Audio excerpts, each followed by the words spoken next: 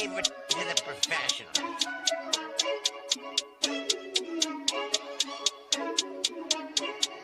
Blessed by Bundy, blah, blah, blah.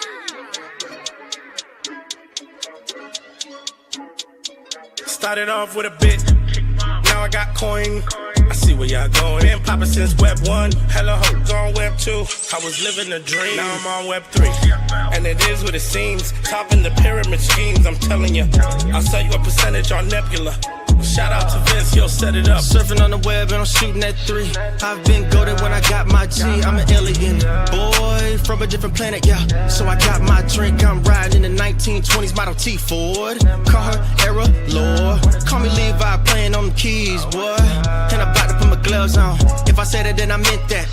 Yeah, I like that one, I'm about to get that. Crash that whip for the drumsticks, whiplash. I'm about to get them all. Are you with that? In a white boat, surrounded by blue. I want one, but I got a cop too. I wanna fly high in the sky, arms out wide, trying to soar from a bird's eye view.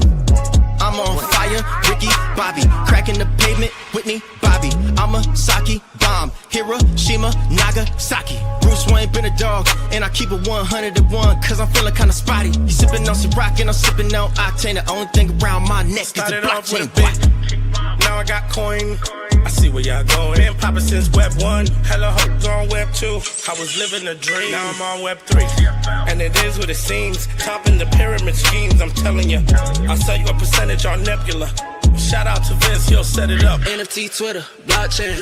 Seeing with the ghosts and we ballin' like LeBron James. Crypto. We can make a trade, get the memo. The field's not falling for the FOMO. Listening to Coffee with Captain. You know we worldwide, they loco. I ain't never gon' stop rapping. Orlando, yeah, we working magic.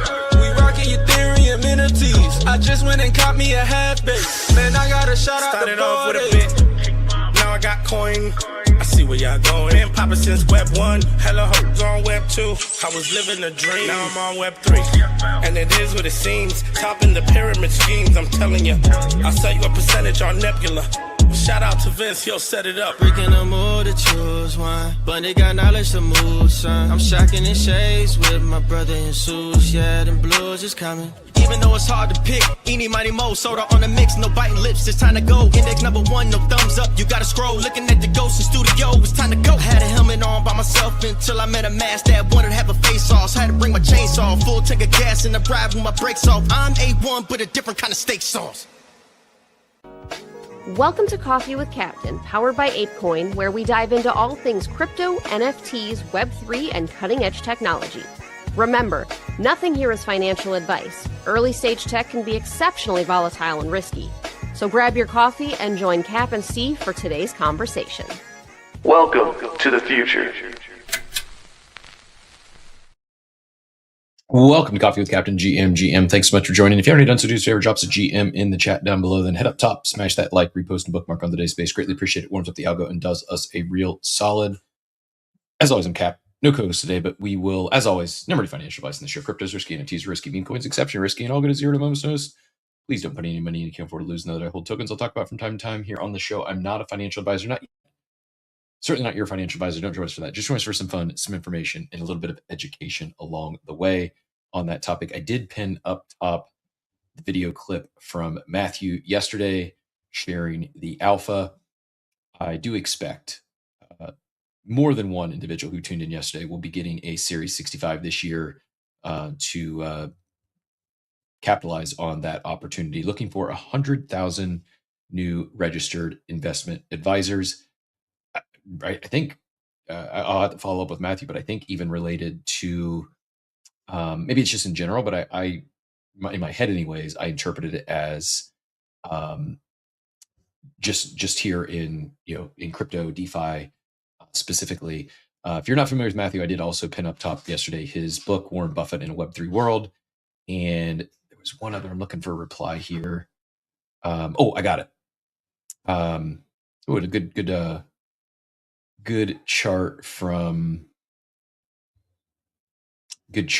Keep Fishing as well. So I'm going to pin up top here in a second the article from Fortune magazine, the link to that article regarding the great wealth transfer that we mentioned in passing yesterday. That's pinned up top if you want some reading later here for the holidays. And fun day today. We've got our raffle. Let me go post the link up top. It's actually just go to op.xyz/claim and then code CWC holiday is the claim code for the holiday badge. Code CWC holiday. There you go. That's going to be pinned up top here in a second. You got like maybe 30 minutes to get that in to participate in the raffles today. We've got a couple of things to give away. Aussie says, Osiris says, crazy. I was about to take my Series 65 a year or so ago. Definitely going to do so.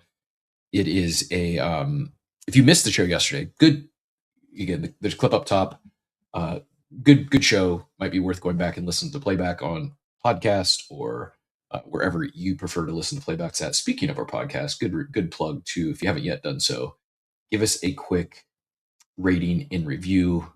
Apple, Spotify. If you've already done one, go do the other. That'd be a nice holiday treat for us. We'd greatly appreciate it. Also, what is this? I think I see a new feature here. Hey, look at that fancy ticker. Rate and review, go subscribe on Apple, Spotify, or your favorite podcast of choice. Would appreciate it. Those clips yesterday, by the way, new update from StreamYard. They're coming for Jonah's new venture. StreamYard reintroduced. I guess they've had AI clips in the past, but leveled up their game yesterday, I think. And so the clips you saw hit my feed yesterday were courtesy of the StreamYard, their native app, what's built in there. We've mentioned doing some tweaks, some changes here on the show. I've not yet made the leap. We've not yet made the leap to, I'm drawing a blank. OBS, probably the preeminent streaming software for most, at least most that don't have the budget of like an Aiden Ross. For all I know, he uses OBS as well. Had not made the leap, considering making the move over there just to do some more. It's more feature rich. We still likely would use that to push it through StreamYard as our simulcasting point. But anyways, no one cares about this stuff. You're probably not here for the giveaways, but we've got a BZ claw pull we'll be doing this morning. We have some art from Imlo we'll be giving away. And yeah, for anyone missed the show, KZ says, am registered Series 6 and 26. The tests are no joke. Yeah, so the recommendation was not only, that you go to like Kaplan or somewhere, and the test, the fee is like $150, but the recommendation was spring for the classes, the courses. They aren't a joke. Like, you do need to study and prep, and all in, you're probably like $500 or less in a few months of time, and you get that test. Not only then can you become a registered investment advisor and potentially open up opportunities for freelance work or getting in a job somewhere. Beyond that, it makes you qualify as an accredited investor. So if you don't qualify, I don't want to mistake it's $200K a year for the last 2 years, or $1 million net worth, excluding your primary residence. So if you have a $1 million home paid off, you can't count that to qualify.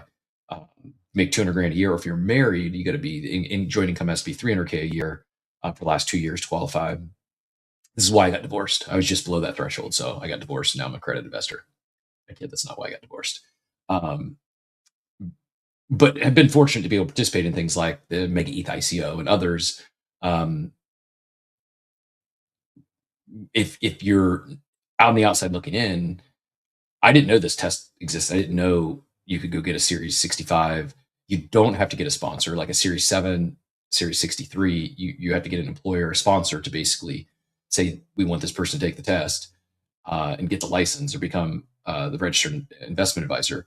With the Series 65, you don't need a sponsor. It's literally just go pay the fee and you got to pass the test. But once you do that, it theoretically could open up doors, not just for jobs and opportunities, but it could be a shortcut to become an accredited investor if you're looking to participate in ICOs, IPO pre-sales, etc. There are private placements. I learned yesterday, if there's 35 or less investors, you actually can, they don't require that. Like you don't have to verify or show proof of your accreditation or your income, but most of them, including like Echo and Sonar, to be able to participate in those, you go through it's not just KYC process. I'm drawing a blank on the third party they use. That you have to basically upload your tax returns, or I don't know, you could probably do like pay stubs and stuff. Now that I say this, I might need to sell something. I might need to show some extra income this year so I keep my status. Gave up the corporate gig last April, and math, I'm probably, well, I need to look into how that's calculated. Like, anyways, not maybe if I come below the 200K mark this year, I would just have to go. This will force me to go get my Series 65. Or if anyone wants feeling generous and wants to give me, I don't know how much money I need, but my losses definitely bring me down below the Mendoza line, so I'm safe there. Anyways, I digress. Give us a like, repost, a bookmark on the space. You haven't done so yet. Appreciate the helping things get warmed up here. I will post a poll up top if you've not yet taken that. I'm curious what we had a good conversation yesterday about 2026 bold predictions, bold takes. What are we looking for in, or what are you expecting to see in 2026? I will pin up the poll if you've not yet voted. I'm curious your thoughts. And if there's anything, you're limited with 4 options on X polls. So if there's anything else that you feel is much more likely to be a breakout crypto category, the options currently: tokenization, RWAs, AI and autonomous agents, stablecoins and payments, privacy and zero knowledge. And the surface, it may all sound kind of boring. The privacy and zero knowledge, I think, is a big deal. The stablecoins and payments, also a big deal. We talk about going where they're at. That's not going to onboard people on chain per se. I think it will onboard some businesses, but it's real. It's using this tech to improve upon things that exist in the wild. So very bullish on both those categories. We talk about tokenization, RWAs. It could be boring. It could be exciting. And when we talk about, we talk about AI and autonomous agents, I know it's there. I know I'm open to being wrong again. I also think I might have been a year early. I said this time last year, I said AI agents will be to 2025 as NFTs were to 2021. That did not play out. Maybe for a little brief moment in time.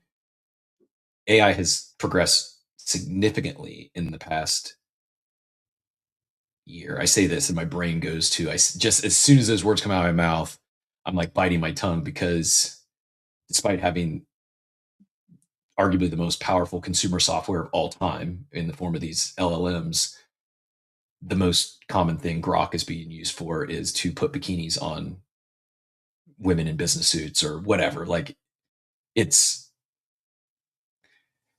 not surprising. Like, this is how the internet, boom was, kicked things off as well. Like, it's not surprising how many goons there are in the world. It's just,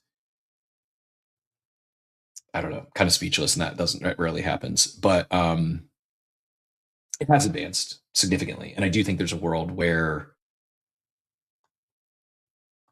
I don't know, I don't know what exactly it's going to be. I do think most humans, most consumers, most individuals don't want to get deep into DeFi. They don't want to learn to trade, but they would like their money to make more money for them. They would like to earn more than 1% that they're earning on their savings account, or the 2% they're earning on their CD. That's all realistic today. It can't happen. It's doable. You could have from a protocol to an AI agent to do this all on your behalf, to manage your portfolio. I think there's a trust factor.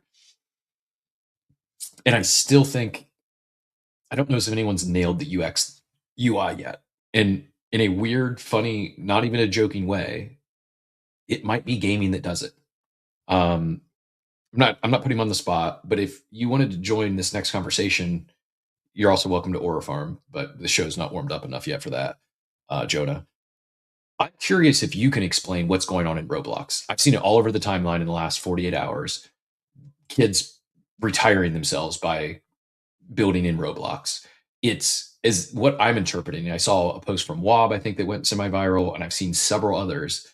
And my interpretation, how I'm taking these tweets, is what's happening right now in Roblox is the other side thesis is playing out in real time. It's just playing out in Roblox right now. I'm a little biased. I think on chain is better. I think conceptually what other side and how other side is building is better.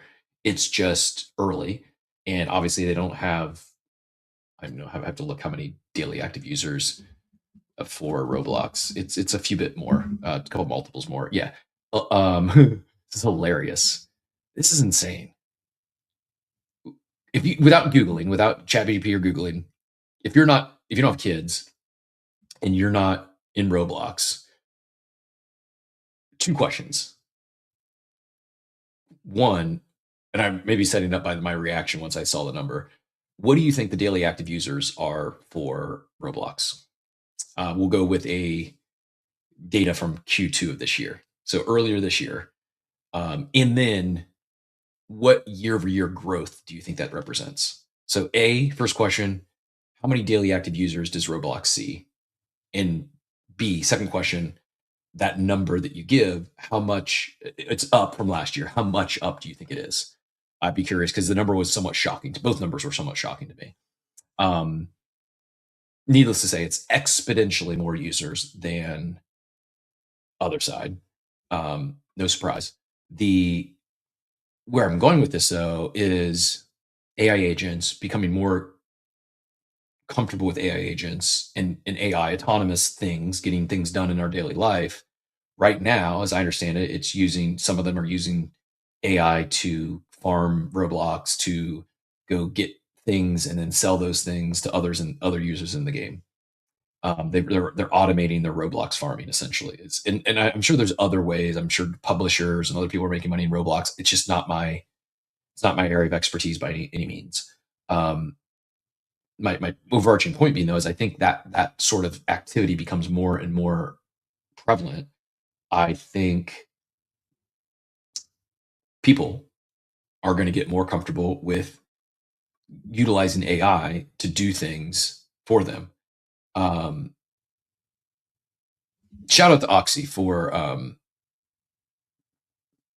going to pin this. Give me some love on this. I rarely ask for supports. I've not once but twice in the same thread. I replied to Elon and I replied to Nikita because they're like, okay, Elon's we're doubling down on X payouts and we're going to rigorously enforce no gaming in the system and like, yeah, set the bar high, make sure that these bots don't. Yeah, I agree that the farming bots they should not be getting.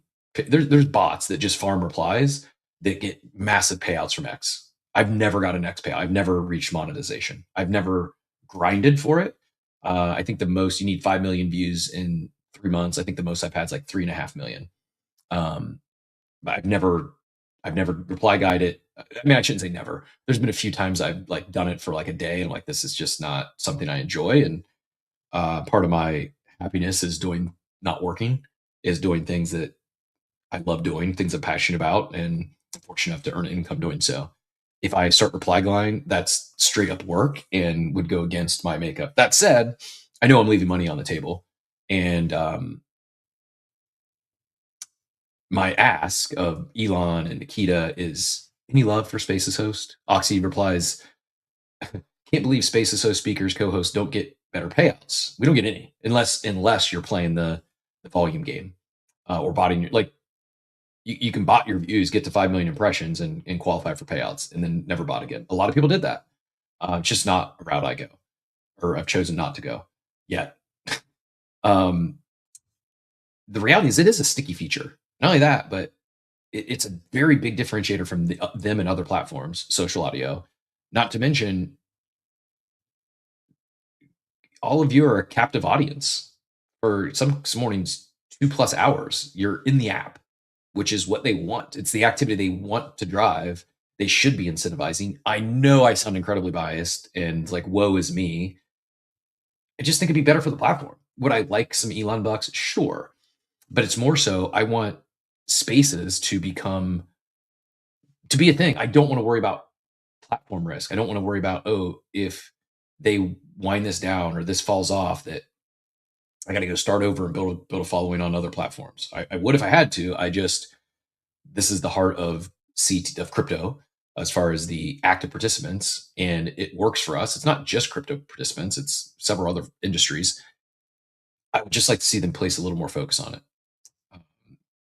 And you're talking about a guy who happens to be the CEO, not just of this app, but if you missed it, the Model Y was the number one selling car in the world for the third consecutive year. He's flying rockets. Like they're doing a lot of things that are much more challenging than figure out how to monetize Spaces hosts. Anyways, I digress. No one cares about that but me and like 6 other people. But truly, shout out to Oxy and everyone else for giving love in that. I said I'd pin it, so I will. You don't have to go engage with this. I would love the repost and the like. And the bookmark on the space, that is appreciated. But let me go pin Oxy's post, and if you want to go give that some love, that'd be awesome. Or just double down and say, yeah, man, Elon, Nikita, what are you doing? Get Cap paid. Don't say that. Happy New Year's Eve. Hope everyone has some fun plans this evening, or not. Maybe it's a low key night off. But as you're winding down the year and getting ready to start a new one, I would love to know what you are. Are there any other bold takes? Is there any takes my not included in the pool, but bold take yesterday? I do think other side is going to surprise some people in 2026. I think it's going to surprise people because how they're building, what they're building. They have the organic groundswell support from many of the crypto native, the NFT native brands specifically. 80 million daily is a good guess, but higher. Casey says 5,000 daily, way higher. It's higher than 80 million. Think about that. How insane is that? 80 million daily active users. But yeah, it's way higher. It's not way higher, but it's higher than that. I'm sorry, catching up with the abstract chat here. Appreciate y'all over there. Yeah, ChatGPT says to be a registered representative, you must be sponsored or a qualifying organization for a Series 6, Series 7, 27, etc. But Series 60, 65 is the exception. And we heard from Matthew yesterday who went that route and successfully done so. But yeah, Series 65 is what our understanding is the exception, that you do not have to be a sponsored. 120 million is almost spot on. Mesh. It is actually 111.8 million in Q2. So 120 is probably accurate now, because that 111 million in Q2 of this year, that showed a 41% year-over-year growth. So assuming that trend has continued, they're probably at least 120 million daily active users today. Just insane. Like, I can't get my head around it. And then I think, like, okay, it makes sense that people are making money there, because that is a lot of people doing something in this environment, doing something in this world. I feel like I need to play Roblox today just to understand it better, because I don't get it. What are they building there? What are they doing? What are these 120 million people doing every day? And how are they making money? Truly, if anyone knows, I'd love to hear it. I alluded to Wob or Wab. How do you say the Sappy Seal founder? Wob? It's gotta be Wob, right? One of the few we've never had on the show. Open invite if you'd ever like to join us. Probably should have done that around the Monad launch. This was a few days ago, I guess. I know he just posted this, but I'm not seeing the original post about his comment on Roblox. I'll find it here in a bit, and I'll pin it up top. And I understand they're building Omnia on Monad. Playtest is live there, so he's also biased. He's betting on gaming, betting on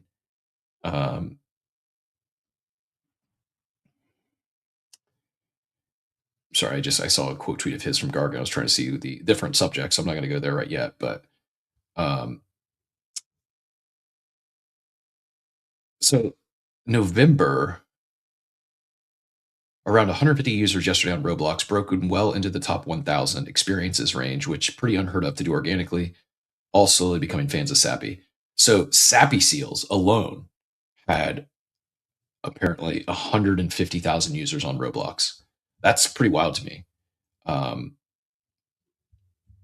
Again, I just don't get it. Maybe I'm too old. Maybe I just need to spend some time there. It's the numbers are just insane. And so my question is, this is happening.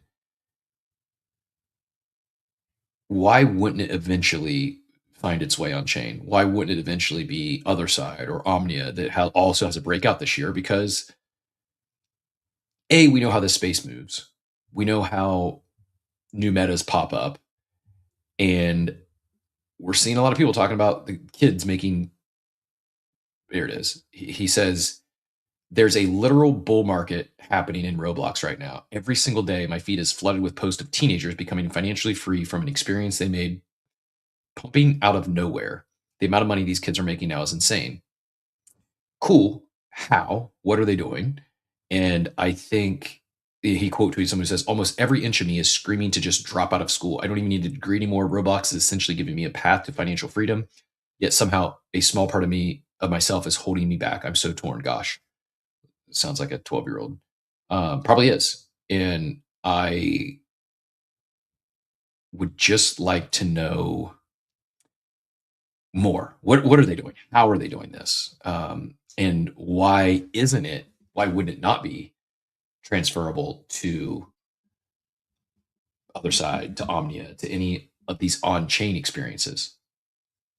I know it's easier said than done. And I know the easiest answer is, because there's 118 million or 111 million daily active users, which is more than all of crypto users. I get that. So the kitty quote tweet was 16. Full stack developer in Roblox. 75 million plus plays. He's been programming since he was 10. I don't know what it means. I don't know how to capitalize on it, but I know it's probably the future.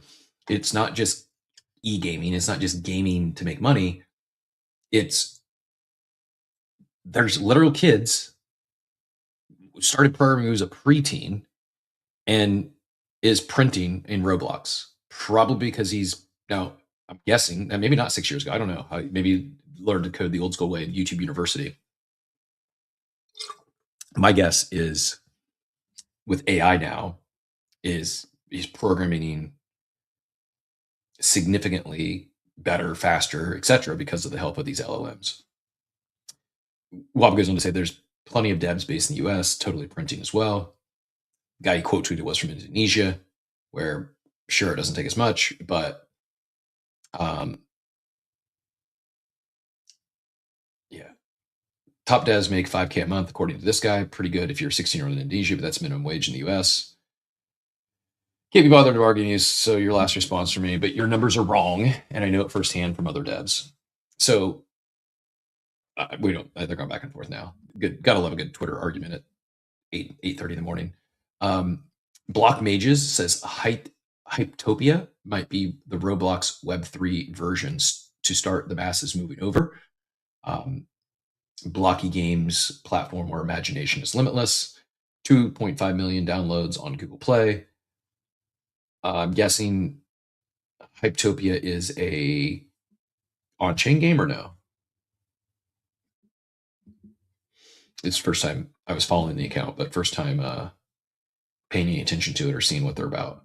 I'm guessing it must be something crypto or Web3 related since I was following it. I'm not really out there looking for block games to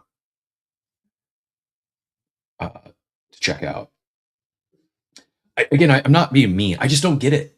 Like, I understand like Minecraft, Roblox. I get some people enjoy that sort of stuff.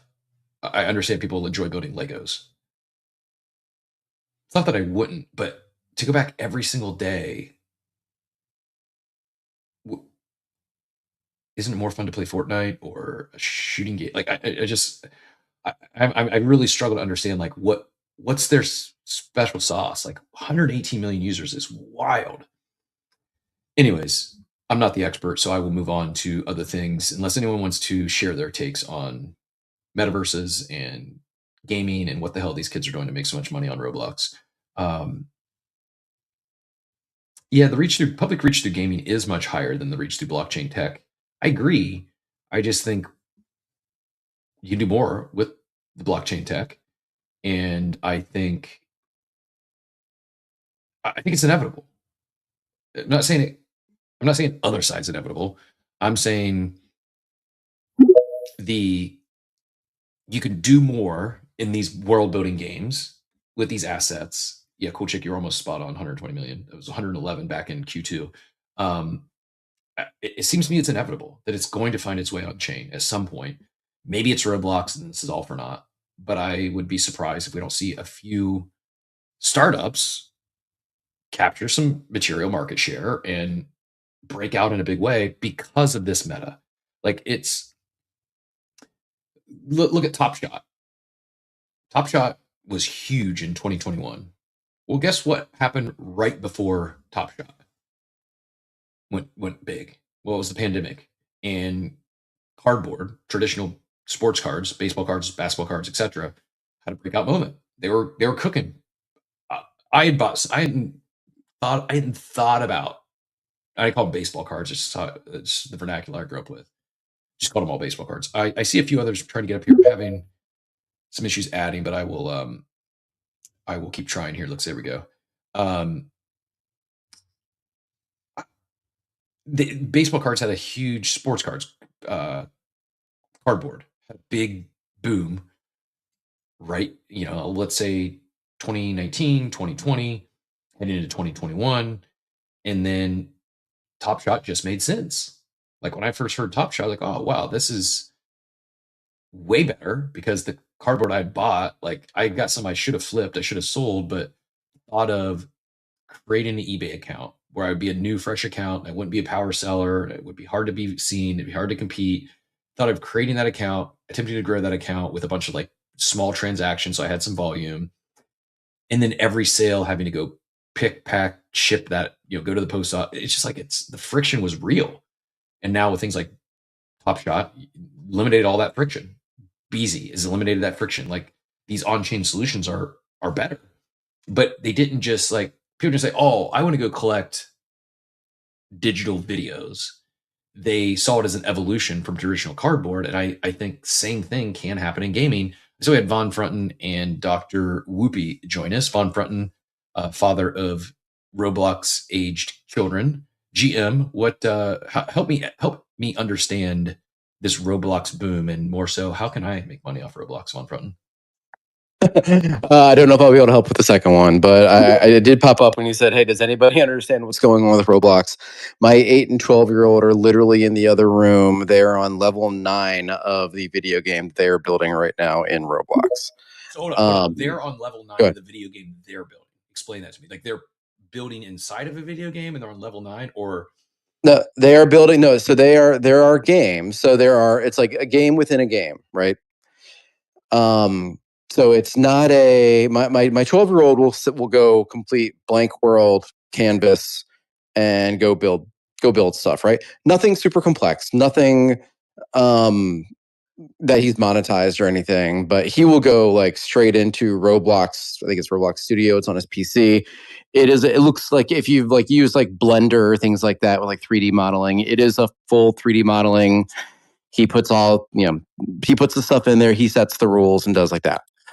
There is what my 8-year-old is doing right now is there's a game that somebody else built. It's a whatever kind of puzzle. Someone's chasing you. You have to solve the puzzle before the bad guy catches you, kind of a thing, right? In that game, there is a build mode, and you can create. They give you all the assets, and you can go create your own little escape the thing that's chasing you, kind of thing. And he has built 8 levels from scratch within that kind of build mode thing, and he is building his level 9 right now.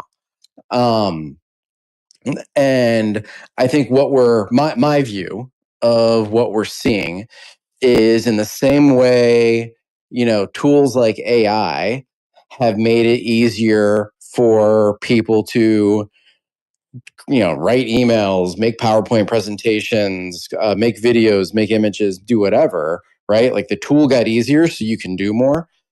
These tools are getting super easy that an 8-year-old can go and build games.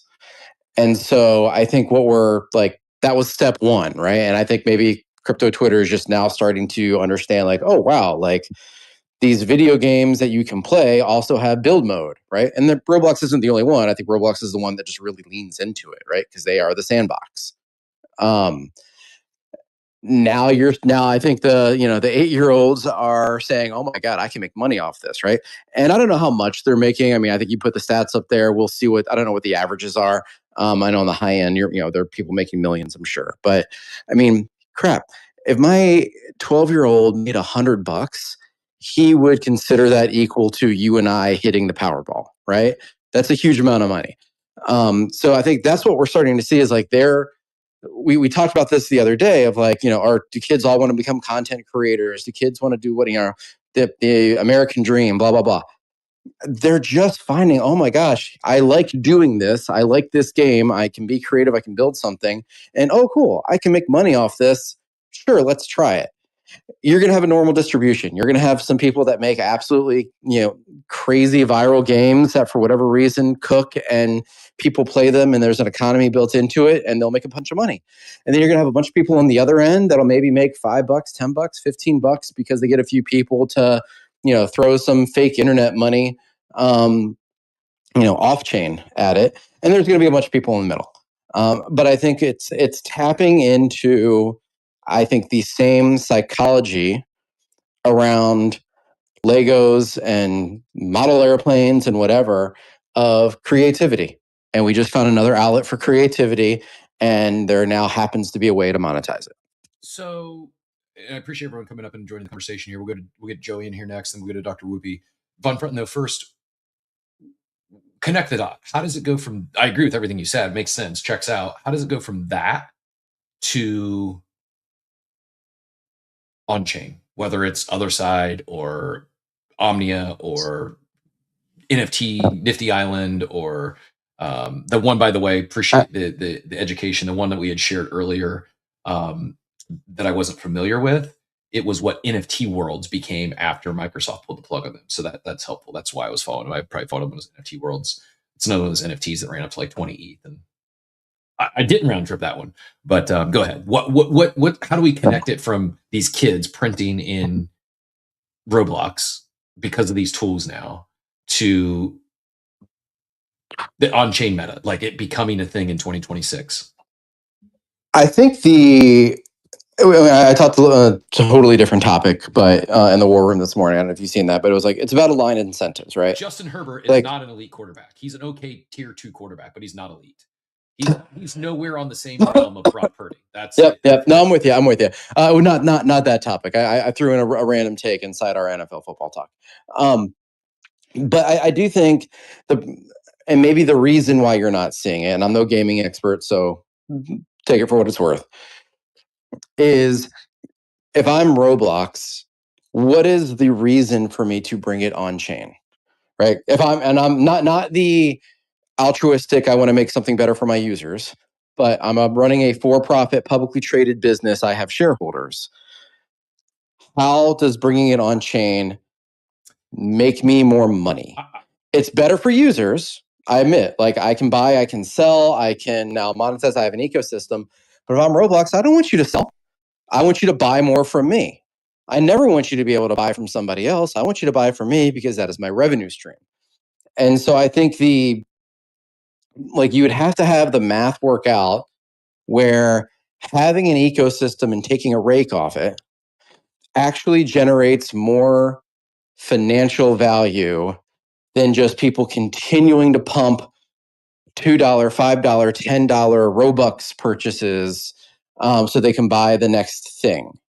So I think that's the thing in my mind of like, forget all the stuff you can do with the technology and why it's great for the user experience. I think no one is disagreeing with that. You have to have a reason of why Roblox or Fortnite or whoever will make more money on chain than off. Unless, and this is where Yuga and Other Side are different, they own the chain. So the reason, if other side wasn't on Ape Chain, I believe Yugo would be building in a very different way. But because other side is on Ape Chain, and they're going to make money on the Ape Chain side, assuming they don't, I don't know, maybe the burning of the Ape coin maybe makes that different now. But because they own the whole vertical, they have multiple ways to make money off of other side. They can build differently than if the only way I can make money is by people buying digital things from my platform in perpetuity.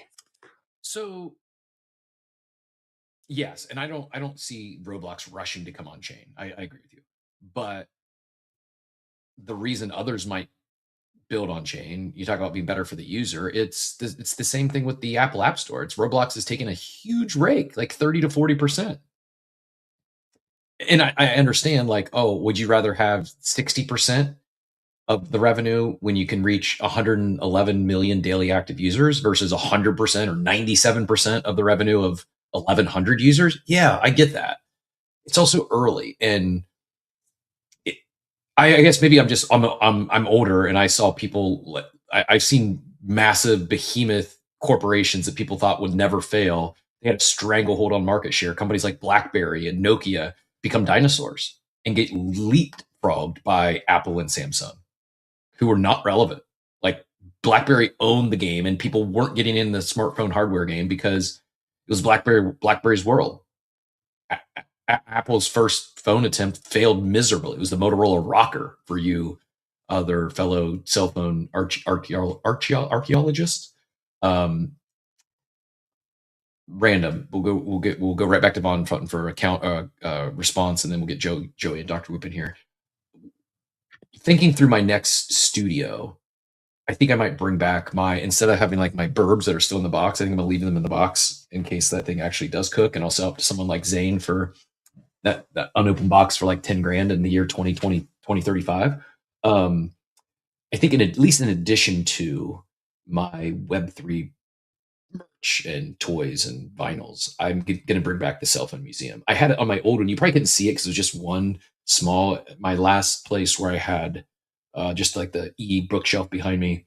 On that bookshelf was an OG Motorola Razr, but I've got a pretty I've got a cell phone museum that could have its own exhibit in the Smithsonian. So I might bring that back. Von Frank, go ahead and respond, and then we'll go Joey. I will not be responding on cell phones. No, but I think you bring up the classic innovator's dilemma, where there is too much at stake for the large incumbent to disrupt themselves, that they have to stay on kind of the tried and true method because they have to focus on short-term goals.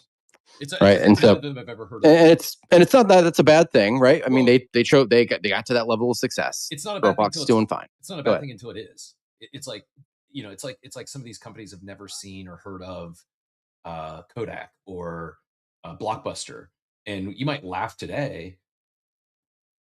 They lived through this innovator's dilemma. Like they had the world in the palm of their hand. Even Kodak created the freaking digital camera and chose not to ship it, chose to keep it under wraps because they didn't want to disrupt their current business model, and they lost that game.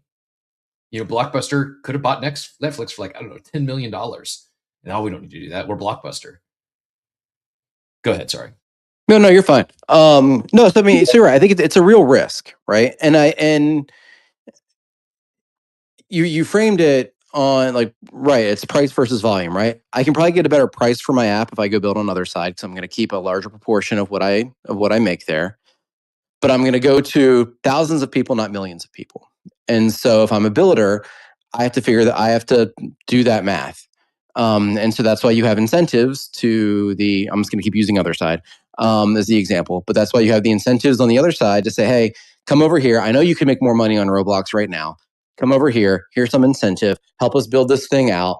If our bet works and we all make this, and we get to the level of distribution, you will make way more here over a longer time period than you would over at Roblox. You just got to be with us for the first, few years, and we'll try to help. Make that work out. I don't know if that's how ApeCo and Yugo are operating. It's how I would probably shape it, but it's going to be any startup. You're gonna have this like growth period where you can't offer as much as the big guy. From a big guy standpoint, you have to then look, and I've been the big guy in other industries, you have to then look of like, okay, am I really worried about them? Yes or no? And you're going to be right and wrong on both sides. You're going to see a bunch of people that are like, let that startup figure it out. I'm not worried. They'll be gone in 12 months. And you're right about a lot of those, right? Thank God you didn't invest a lot of time and energy and you were able to focus on your core product and building your brand, right? There's going to be a bunch that are small and you completely ignore and they become Netflix. Shit. And then there's going to be a bunch of ones that look really impressive and have all this hype that completely fizzle out. So it's a strategic move. It is something that I'm sure somewhere in the Roblox ecosystem, executives are talking about, hey, let's keep an eye on this blockchain thing. If we see XYZ market indicators, we're going to need to pull the trigger on blockchain. I don't know what those are, but I'm guessing because of the relative size of off-chain versus on-chain gaming, that it's not something that is too high on their radar. But I would say they'd be foolish not to have it at least somewhere on the radar and checking in on it every, 3 to 6 months.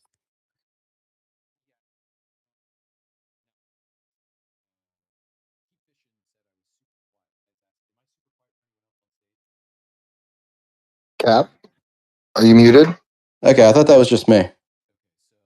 I thought maybe he was doing a emphatic moment of silence. Check. Can you hear me now? Check. 1, 2. Check. Yep, you're back. We gotcha. So I was, Keep Fishing said I was super quiet and asked if I was super quiet for anyone else. And so I went and messed with the gain a little bit. I turned it down too much. You are still pretty quiet. How about now? Is that better? Check. 1, 2. A little bit better, yeah. All right, I'll mess around with it more later, but we'll just crank it all the way up. We're going to set it at negative 69, which is way too much for gain, I think. But this is a crypto show, so we're going to lean into the meme. Joey, go ahead. The mic is yours. Yeah, it's funny. I watch a lot of Shark Tank, and you guys were talking about Roblox versus other side. And Mark Cuban always says this thing when he's like pitching to investors. He's like, "Would you rather have 100% of a grape or 50% of a watermelon?" And every time you guys talk about comparing the take that Roblox has versus other side, I always go back to that Mark Cuban thing. But so two things for me, right? For Christmas, for birthdays, one of the things that that makes Roblox so simple is you can literally give a child a birthday card with Robux in it. And they can just take that Robux card, load it into their game, and now they're off and running, buying, doing whatever it is that they want to do, right? And we also have that with obviously the Apple App Store and a few other things.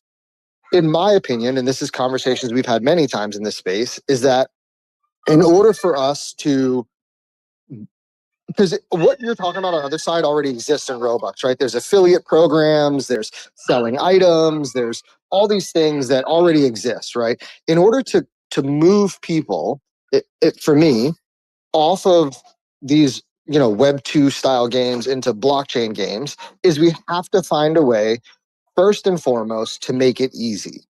I want to be able to. So if I want my child, and my kids are still young, so they're not playing Roblox yet. But if in 5 years, when they're of that age, I want to be able to, if I'm going to choose Roblox or other side, I want to be able to give my kid for their birthday $100 that, let's call it ApeCoin or whatever it is, right?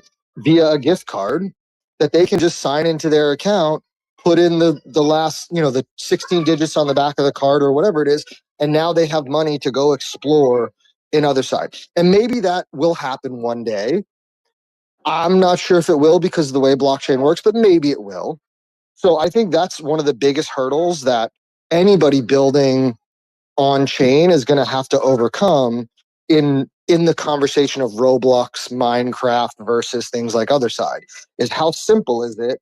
Can we get our children money or access compared to right now? Because that's the only way I think people will move over. And the second thing is user generated content. Why do kids, there are kids today, like my nephew, he literally sits in front of his computer for hours just watching people on YouTube play and build in Roblox and Minecraft, right? Like it's become so popular and so like as a form of entertainment that these kids then become hooked and they want to do it. They want to go play the game. They want to build. They want to be part of it. So I think if other side or any of these other platforms can find a way to get with, you know, these, maybe they build their own, you know, maybe it's an in-house streamer that just all of a sudden blows up, but like, but there has to be a way. You have to get kids to fall in love with it. And I don't want to use the word addicted because addicted typically has a negative connotation, but these kids have to just have this love and desire to want to play all the time. And that's what happens with all of these content creators that are on Roblox and Minecraft. And then the third thing I do think too is the stigma. We still have a really negative stigma when it comes to crypto. And until we can clear this stigma of the crime season, the hacks, the all these things, I think parents are going to be that aren't us, right? Aren't us that are in this space, but I think parents are going to be very skeptical with allowing their kids to use cryptocurrency and be on blockchain when we have this negative stigma. So, a couple thoughts, and also Jonah, I saw you fell off. I'm trying to add you, and it's failing. So maybe do a quick lap and come back. I am genuinely curious your take on this. Oh, now it says you can speak. So I don't know. X is doing its thing. First thing, my first thought was crypto gift cards. Who's building this? Not kidding. Like, forget having to go and buy ApeCoin. Get an other side gift card that happens to be loaded with ApeCoin. I know this made like some of you probably rolling your eyes at me, like, oh yeah, sure. What Joey just described is real. Like, I'm not going to go buy my nephew's. Actually, I did buy him a Switch game this year. Normally, what I've done in the past, I just give them a gift card and they go get whatever they want. Like, and that's just for. I mean, I guess if they want to use it for in-game purchases, they can, or in-game assets.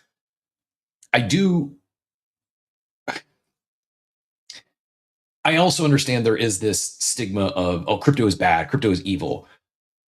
Gio in the chat, I appreciate his takes, says blockchains become more of a hindrance and a liability in these game economies. Crypto is good for money deposits, withdrawal, and that's about it. I respectfully disagree.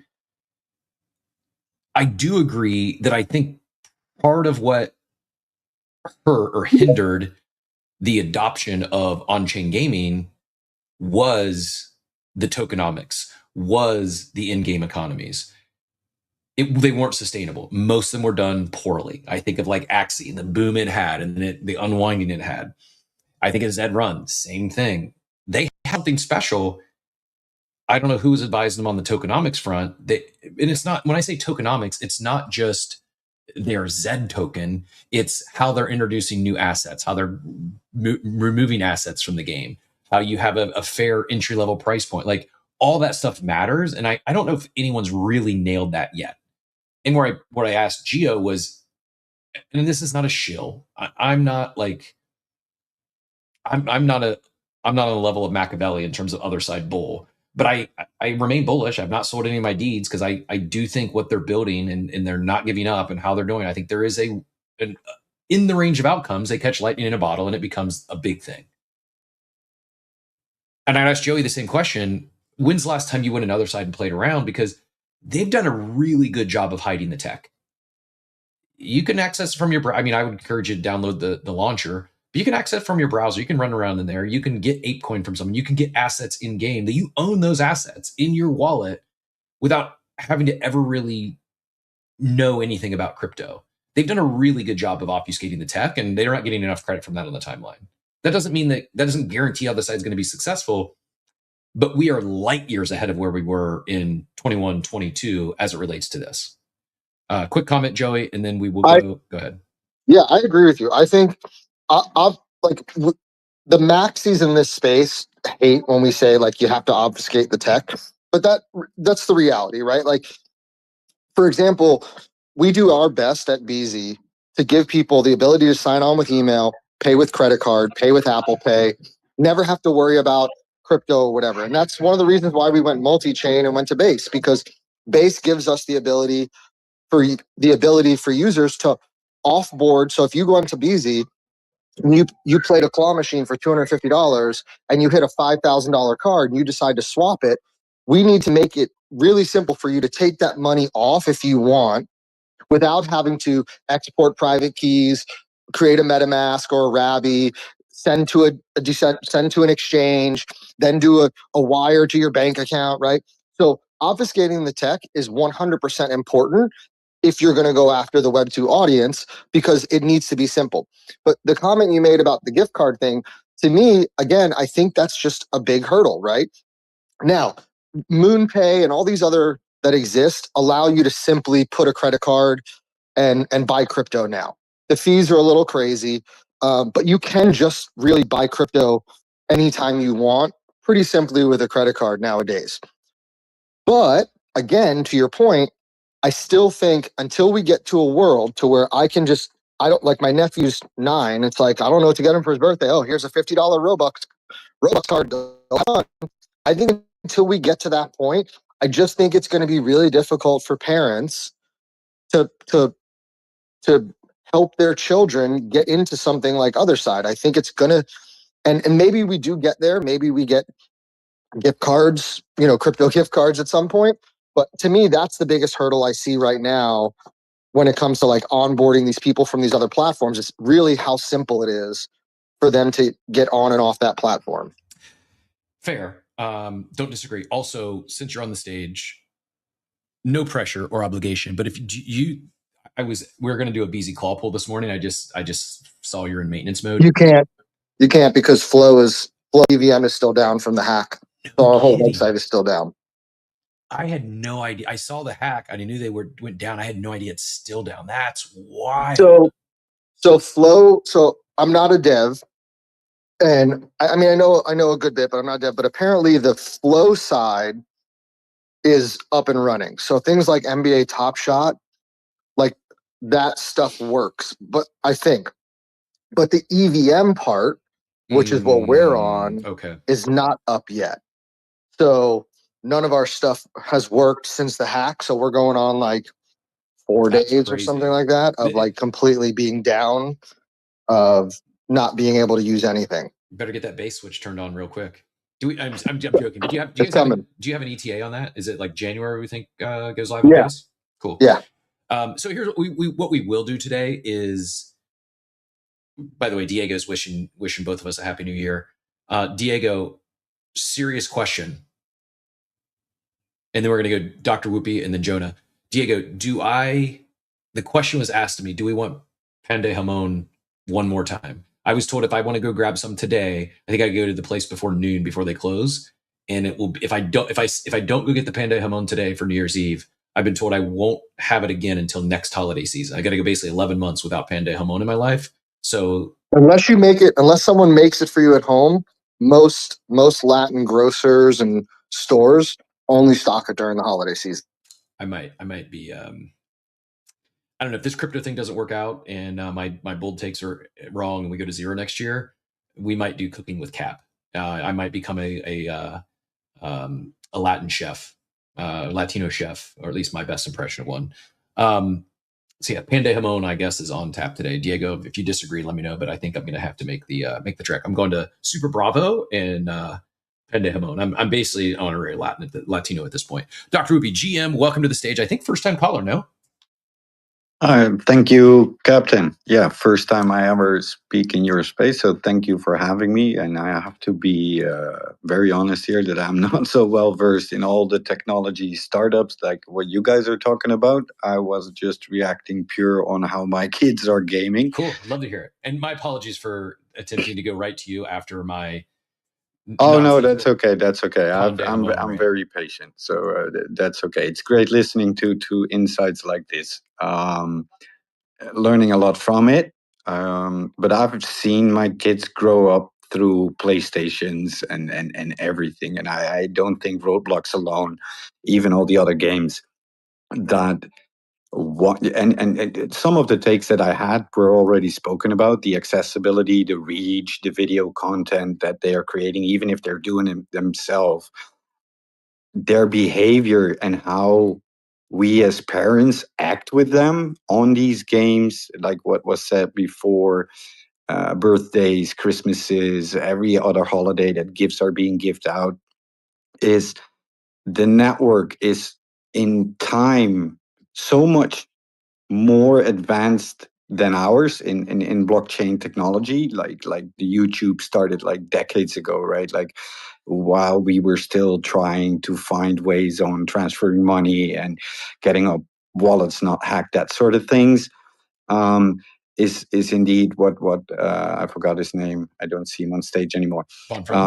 Was saying about accessibility, about um reach, about the easy buttons. And I think games like Other Side, once they tap in, hide their technology, and it becomes easy clicking, what you now see in all these games where my kids just swap from one side to the other to get a new pack or a new thing, even if they don't having bank accounts themselves, and just ask, hey dad, can I do this, can I do that, and continue playing in a pace that we never will be as older persons, because they're so fast, right? Like they're learning with their eyes, that as soon as we open up in a way that the blockchain technology hides, and it's just 2 clicks of a button and they have what they want, and it becomes an on-chain incentive stream towards the producers, towards the people that deliver,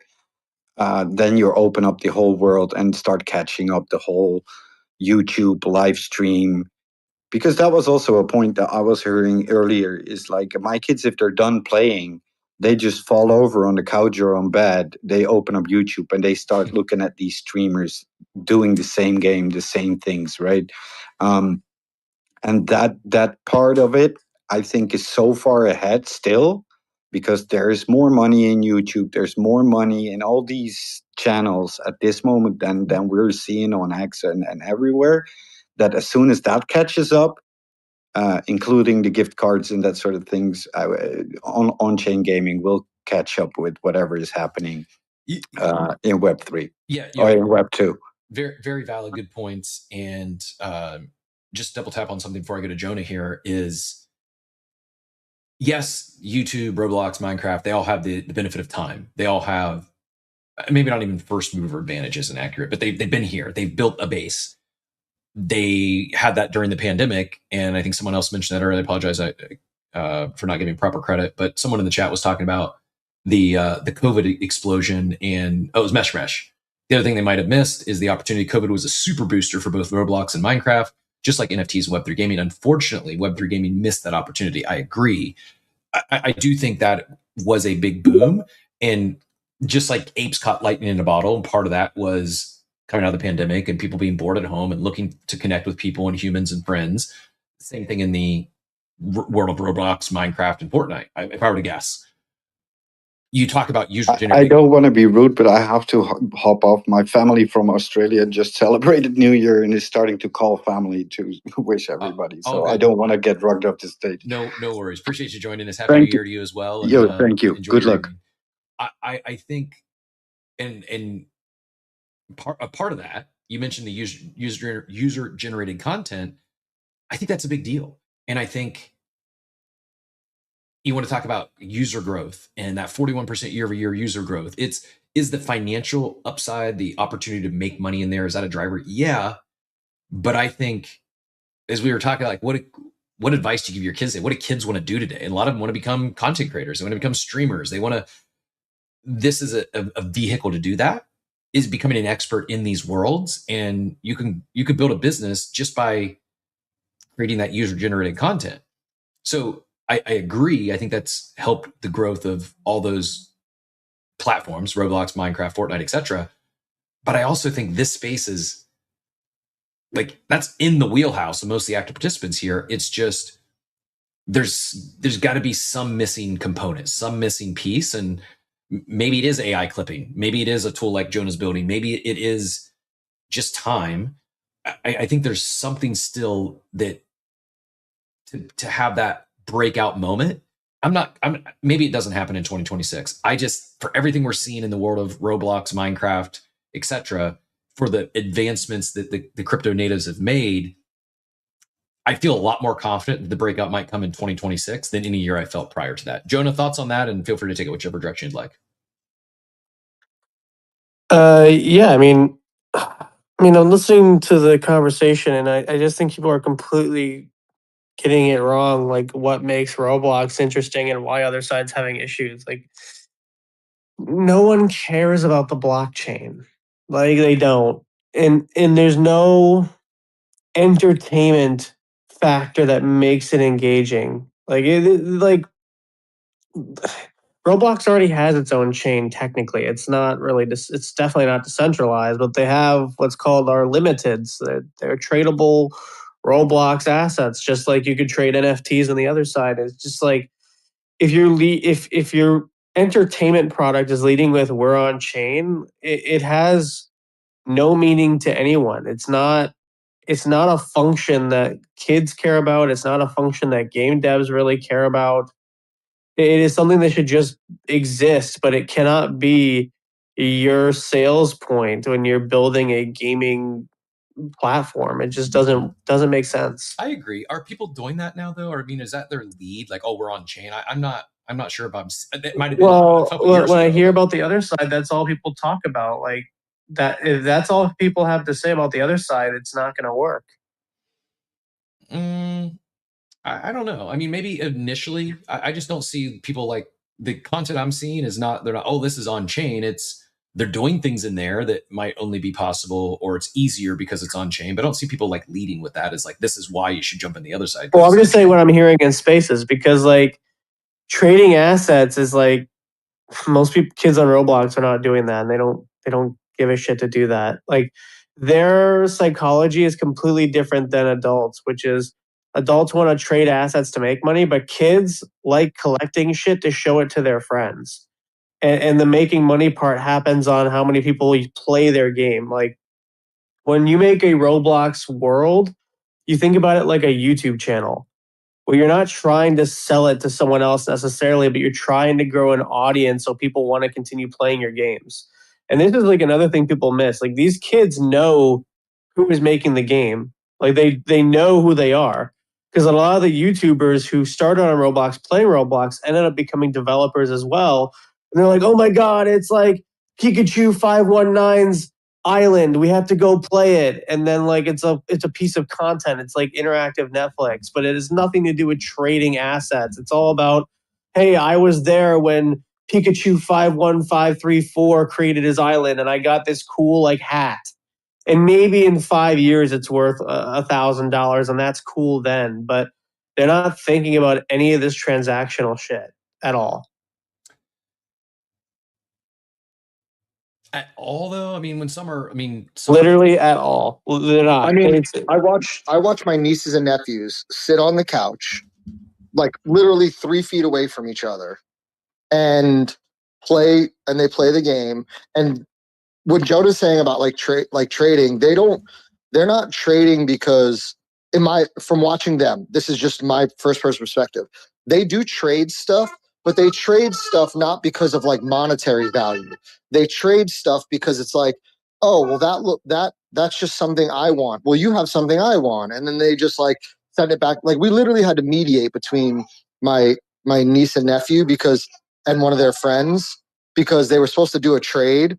And maybe blockchain solved this, but the one person didn't send what they were supposed to. So we had to get the parents involved because one was crying and whatever. So they do trade, but they don't trade like we trade here in this space where it's like, for rarity and for value. They're trading just because they're kids, the same way you would trade your G.I. Joes some days.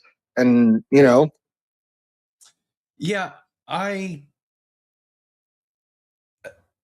agent, you had the request up, but then I lost you. So feel free to throw another request if you'd like. I think it's probably somewhere in the middle. Like, I'm not saying it's the lead reason. It's not, man. It's really not. This is why other side is like not I mean, other side's doing pretty well, like given all things, right? But if the only thing that makes the other side more interesting is just trading and finance, like kids are not going to be interested, and adults don't have time to play games all day. I agree. I just don't think that's the only thing. I think it's clearly Roblox, Fortnite, Minecraft, they're onto something. This concept of an open world, building inside the world. And yeah, I don't think leading with it's on chain is the answer. But I think it enables things. It makes it better for the user. It makes you even. Yeah, but no, the user doesn't give a shit. Like that's what I'm trying to explain it to you is that like today's user doesn't give a shit. Maybe I don't think tomorrow's user gives a shit either. I'm gonna be honest, like because for people to care about finance, they have to either one have some sort of knowledge or education around it, or two, that is something that they may lead into a career. And the average person, the billions of people in the world, being interested in finance is not like a major thing. Like the idea of showing off to your friends and playing an engaging experience from a YouTube celebrity who helped make the game is 100 times more compelling to an average person than the idea that they can balance the budget inside a video game. It's just like we have to go from first principles, and we just like this is just what it is. This is how it works. Do you think there'll be another one of these worlds, whether on chain or not? Do you think there will be a upcoming competitor to actually compete with Roblox, Minecraft, Fortnite? Or they've captured too much? Sure. No, there's always a new competitor. Now, will they beat out the other competitor? I don't know. I think it's really hard once you get to this level of money making, just because you can outspend and outbuild and outdevelop. You know, there's levels to the game. But I'll give you an example. Arc Raiders, it just came out a month ago. Not even. They're doing 300,000 plus players every day. And the physics, the movement, and the replayability of the game have people treating it kind of like UGC, where you can't build anything in that world yet. Maybe you will one day. But the type of gameplay you have is very metaversal in and of itself. I encourage you to go try the game, or at least go watch it to see what I'm talking about. What's it called again? But with Arc Raiders, the whole game, it's not about building things. It's about actually extracting things. In fact, Arc Raiders is the closest thing to a crypto type of game that people would want to play. And it's not on chain or tradable assets. But you go into a game, you try and steal loot from each other. And because there's like friendly fire, like live comms, like all these cool little social features in the game, you can decide to team up or betray. It's like Among Us, but as a shooter game. And you have these like metaversal style role play experiences that you can experience and craft for yourself, right? And so now the content is the game. But again, nowhere in Arc Raiders is it like, oh, I collected these 5 rubber ducks worth 5,000 credits. I wonder how much real money I'm going to make. Because the actual play to earn, and this is why I built the thing that I built, it happens on YouTube, Instagram, TikTok, and Twitch. Because you can spend $0 in Roblox, but get 1 million views on YouTube and average $10,000 a month. Yeah, I mean, I don't disagree with you there. That is the real way to monetize gaming, is by way of content. At the same time, I can't forget about Vitalik's story, and part of the catalyst of Ethereum was him getting nerfed in World of Warcraft and losing his character. And I think about like the players, the people that play Madden, and they lose their ultimate team every year when there's like the idea of owning your assets does make sense to me. Like it's a better user America was founded on the idea of a bunch of white people who own slaves to have sovereignty from the UK. And now the US is a multicultural entity that doesn't believe in slavery. So the moral of that story is just because it started out with a certain message by a certain person doesn't mean that that's how it remains. wild analogy here on Coffee with Captain this morning. Happy New Year, everyone. We're talking about the slave trade and how it relates to modern gaming. Malik, GM, sir, always a pleasure. Welcome to the stage. I don't know where to. I'm going to leave it to you to take it whichever way you'd like after that one. Yeah, GM. I wasn't on my bingo card that Ethereum would somehow be related to slavery. But that's Jonah for you, man. Well, and I do need to credit the chat. Both Payne, our producer, and Von Frunten both agree with Jonah. I'm not sure if they agree with him about his Roblox take or the modern day comparison. I'm going to go out on a limb and say it's with the gaming aspect and not so much the geopolitical, social, economic aspect of slavery. But I think I don't know a tenth of what Jonah knows when it comes to gaming and the economics and all that stuff. I will just, as a rule, kind of defer to him that he knows more about this shit. But what I will say is we're focused a little too much on, like Jonah said, the economic side of things when it comes to these games, when it comes to other side. And fundamentally, the game just has to be fun to play. Right now, and I've played, I've spent a bunch of time on it, and it's like we're still in that very early stage. I think it's still kind of like an open beta where you can go and do a ton of cool stuff. I think it's cool. I don't play a ton of games, but I think that the world is cool. The environment is very rich and detailed, and the physics are cool. But we need that next step, right? In order for anyone to give a shit and really start playing, we need that next step of actual things to do on there. Games with like a very clear direction, a very clear goal and outcome, not just like what they have now is basically, I look at it as like a giant training session. So like all those games that you can go and play is more to like teach you how to jump and run and fly and all the things that you're going to need to do later.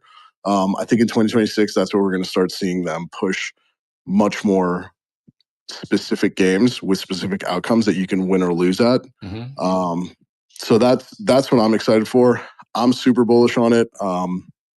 I had my theory from whatever it was 2 years ago, was that Codas, if other side hits, Codas will end up flipping apes. I still stand by that. I think that we still have to see like all the resources, all the things that like you're going to be able to do to actually like extract stuff and build stuff on the game. And all indications are that that's what they're racing towards, and that's coming in 2026. So this is part of the building in public, and the downside of it is that people are going to kind of like poke holes in your product because it's not finished yet, right? So I'm still remaining incredibly bullish on other side and the team, and also their acquisition of the Unreal product that they got. So again, everything shows that they are dedicated to this and they're just going full speed ahead. I do need to jump. It kind of, sorry, not your fault. You guys are having a great conversation, but I've got a call that I need to jump onto. But I would be remiss, Cap, if I didn't first say thank you. I'm a big fan of the show, man. I listen almost every morning, often on Anon, just because I don't want certain people knowing that I'm like on and listening to Twitter Spaces when I should be doing something else. But love your show, man. It was great meeting you in Miami. Likewise. And yeah, dude, again, would be remiss if I didn't say today of all days, go Canes. I hate you today, but tomorrow I will love you again. But go Canes, man. Well, good luck to your team down there. But appreciate the kind words. Great seeing you in Miami as well. And yeah, truly appreciate the kind words. Means a lot. And you were tugging my heartstrings with the Coda take. I've been saying that for couple years that Codas are going to be the earners on other side, and yet to come to fruition. But I remain long deeds and Codas, and I know it's very difficult. I know it's a big Herculean effort, and it's likely to not work because it's hard, and they're fighting massive behemoths in that space. I didn't say I was bearish, by the way. I'm saying that like these are the wrong questions to ask if you want this to work. What? So before I ask, what question should we be asking, if you, in your opinion, to make it work? And then also, do they have a flagship experience that they build in-house to showcase the value of the metaverse? I'll give you bingo. For example, like when I play Fortnite, I don't go to play Steal a Brain Rod, which is like their #1 UGC game right now. I go to play No Build, and I go play like their latest season, right? Same. If it's The Simpsons or some shit like that, like, whoa, that's so cool. And then I go try the other shit, right? Roblox is a very rare exception because Roblox was started in 2006. They've had 20 years more of building than other side has had to develop, right? So like you cannot build Roblox as Roblox again, right? It's just not possible. Minecraft, they have a flagship experience. It's go defeat the Ender Dragon, okay? Right? So every single metaverse that exists has a flagship game that gets you into the metaverse. GTA 6 will have the same. They're going to have their campaign, right? And GTA 6 will be a metaverse. I already know several development shops that are building on it right now that are Roblox developers, right? So they need a flagship experience. I think the second thing is their physics need a lot of work. Like jumping, vaulting, flying. Like people think games are about story. They're not really. They're about the way your character feels and how it responds to an environment, right? And if you have good physics, then you have good bones to make good gameplay. And if you have good gameplay, then you can have a good metaverse, right? Like we have to think again from the first principles of game design. And the physics are right now from what I had played before, too floaty. Like jumping is a pain in the ass. Like vaulting doesn't really exist. Like there are all these things that like you don't really interact with the objects in a meaningful way yet. Like these things need to be ironed out before you even talk about trying to reach the mass market. Now Roblox, again, exception. They don't have the best physics or any of these other things, but what they do have is they have iPad kids. Like you can't compete with iPad kids. Like iPad kids are just like a different level. Like it's just a different type of thing. And other side is not going to get iPad kids yet, and so it can't think other side cannot think about building other side the way that Roblox existed because Roblox has the privilege of existing in the year 2006. Yep. Where there were no metaverses. Agreed. I agree. You also mentioned so Malik said something too, and you kind of followed it up there. Like he mentioned, it seems like it's just like an ongoing tutorial. I agree. It's like I've gotten bored with it. I'm not in there every day because I feel like I'm just finishing doing another chapter of a tutorial. It loses my interest. I understand why they're doing it. I get it. It's just not something I get excited about doing on a daily basis. I wholeheartedly agree. They need their flagship game, their flagship experience in there, just like most chains do. Monad, you need something that the builder of the thing, whether it's a world or a chain, that native team should have some lead flagship experience that brings other people in, and then you'll get the other builders, and some of those could take off. I think it is key, and I think it'll come. It may not be the next one. It may not be the one after that. It might be 4 or 5 iterations from now, and they hopefully hit one.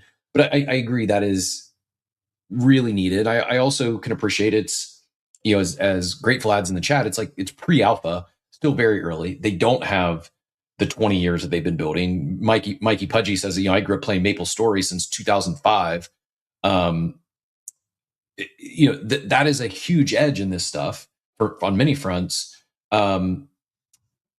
I do, before we go on, we'll go back to Joey here in a second. I am curious. I had this pulled up a second ago. Congrats, first of all, on your success on IG.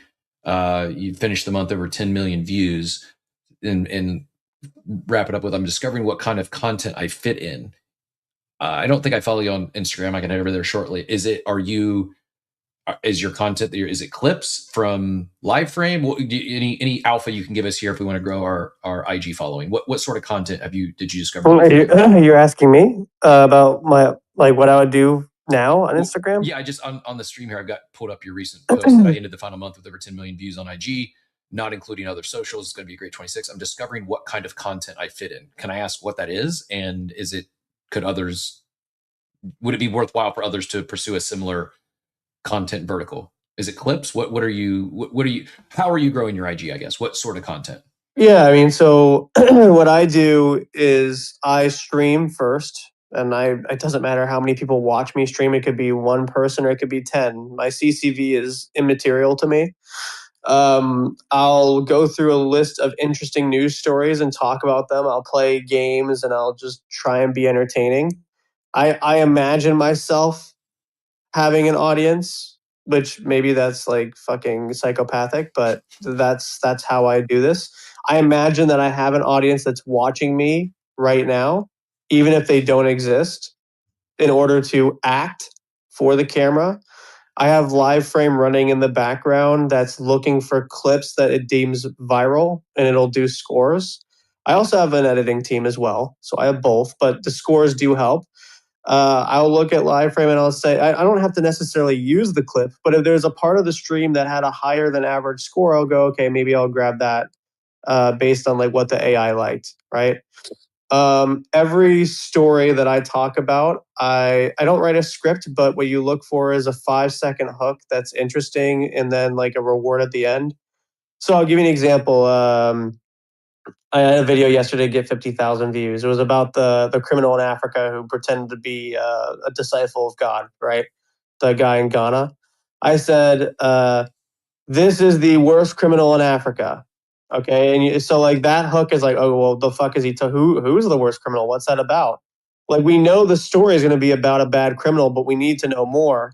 Right. And so then I talk about, this guy named Abo Noah who, defrauded millions of dollars in Africa to build pretend arc ships. Okay. And then from there, I'm learning about what the audience likes because I'm looking at every second of my short as a piece of gameplay data. Like I'm looking at retention metrics, I'm looking at fall off, I'm looking at where in the video are they liking the clip. I'm looking at demographic. I am treating it like a data science experiment, and I'm doing a lot of A/B testing. Like I'll have 2 different versions of the same video posted on 2 different accounts and see why one hit versus the other didn't in order to try and understand the algorithm. So I think if you want to grow your views, you kind of have to think about it as a game designer or a game dev or just a general data scientist. I don't know if that really gave enough insight, but all of my videos that go viral are from me live streaming, and then it gets cut up into producible, interesting content. And then inside those edits, I have like a lot of data science to back every single second of that clip. So if I were to attempt to TLDR that, you're creating content, talking about things you find interesting, whether it's the 2025 version of Noah and this fake flood in Ghana, but you're doing that while you're streaming a game. So you're playing a game, you're streaming that, and then you're just... I can play a game or I can just talk about the story. It'll depend on how I want the clip. But normally I talk about the story, and then what I do is I take existing game clips that I know will entrance people and then overlay it. So I'll give you an example, like Minecraft. People love watching Minecraft. So I'll have Minecraft running in the background of me talking about the story. And then people are watching the Minecraft clip, but they're listening to what I'm saying. And they may see, like, I encourage you to just watch one of my videos to see what I'm talking about. Because it's better to explain it visually. I get it. But whether it's GTA or Minecraft or Roblox or something of that nature, like every part of the frame is gamified to capture your ADD. So like the lower frame is me talking. The upper frame is little memes revolving around the story. And then the frame around both of those is gameplay of Minecraft or gameplay of something. So every part of the clip is trying to entrance the person into not swipe over, because the less swipe overs that they make, the more the algorithm will distribute my content into their system. Well done. I understand the format. So let me ask you this then, because I should probably look at my IG. I don't think there's anything on here that I can't be sharing. It's exactly what you think it would be. This one here from a couple weeks ago, someone shared, GameStop stole your girl. 136,000 likes. Right below that, oh, hey, it's me. It's the girl he was talking about. And then GameStop comments, employee of the year. Like on X, at least previously, maybe it's changing, but if I were to, let's say, spend the next 3 days talking about football and not crypto, I would lose some of my, I wouldn't hurt my algo. I would lose some of my, I would stop appearing on a lot of people here that follow me for crypto content, not for sports content. Are you just going anything and everything that you find interesting you're talking about? That's not like gaming, it's not Ghana criminals, it's not Best Buy, it's just you're just talking about whatever, and you don't, that's not a negative, that's not a ding on the IG algo. Is that accurate? So the way that I do it is I frame what I'm going to talk about in the confines of tags rather than the topic. So like my main tags in order to manipulate search is tech, news, clips, business, finance, AI, and then sometimes gaming. So anything within the confines of those tags, I'll talk about it, right? Like the Ghana criminal, you could argue that's finance, right? Because he's stealing money, right? GameStop stole your girl, right? That had 4 million views on my Instagram. That one was, business and gaming, right? So like I'm not, you're not going to see a video of me talking about the new Gucci purse that just came out because that's fashion that doesn't follow my tag guidelines, right? Now sometimes I'll go outside the norm if I think the story is going to be really hot. Like a good example is Stranger Things thinks you're gay, right? Like that was like one of the hooks. Like Stranger Things thinks you're gay. Well, I mean, like that is such a large topic, and so many people are going to be searching for that on social media where it just feels like free game that by not grabbing that clip, I'm just like leaving views on the table, right? So, like sometimes I'll go outside of my boundary to test what I can share. Now, the Instagram and TikTok algorithms and X, they're all different. They all are variations of like a similar philosophy. With Instagram, my goal is to do whatever it takes to get to 10,000 followers. And last month I had like 300 or 400. Today I have 2,000 something, right? Because once you hit 10,000 followers on Instagram, you're enabled to monetize in the same way you do on X, but it has a way higher payout. Like, interesting. I know people making like 8,000, 10,000 a month just making Instagram videos, right? They're cooking. The reason I want that is all algorithms have one founding principle, which is they want to keep you on that app for as long as possible.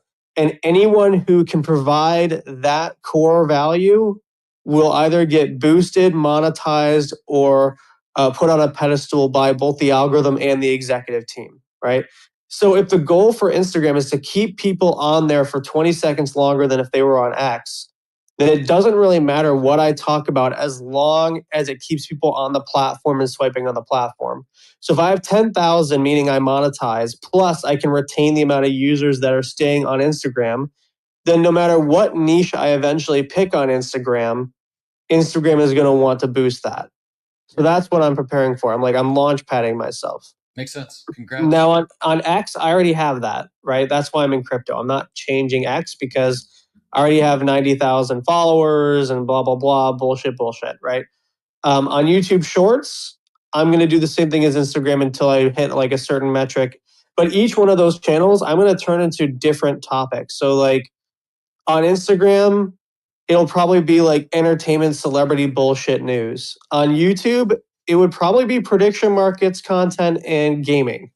On Twitter, it's going to be fully crypto. And I'm going to treat each channel like a different slice of my personality because I'm more interested in being the brand than in being the niche. Because when you're a brand, you can go into many different niches. Makes sense. Well, congrats on the success. And tactics matter.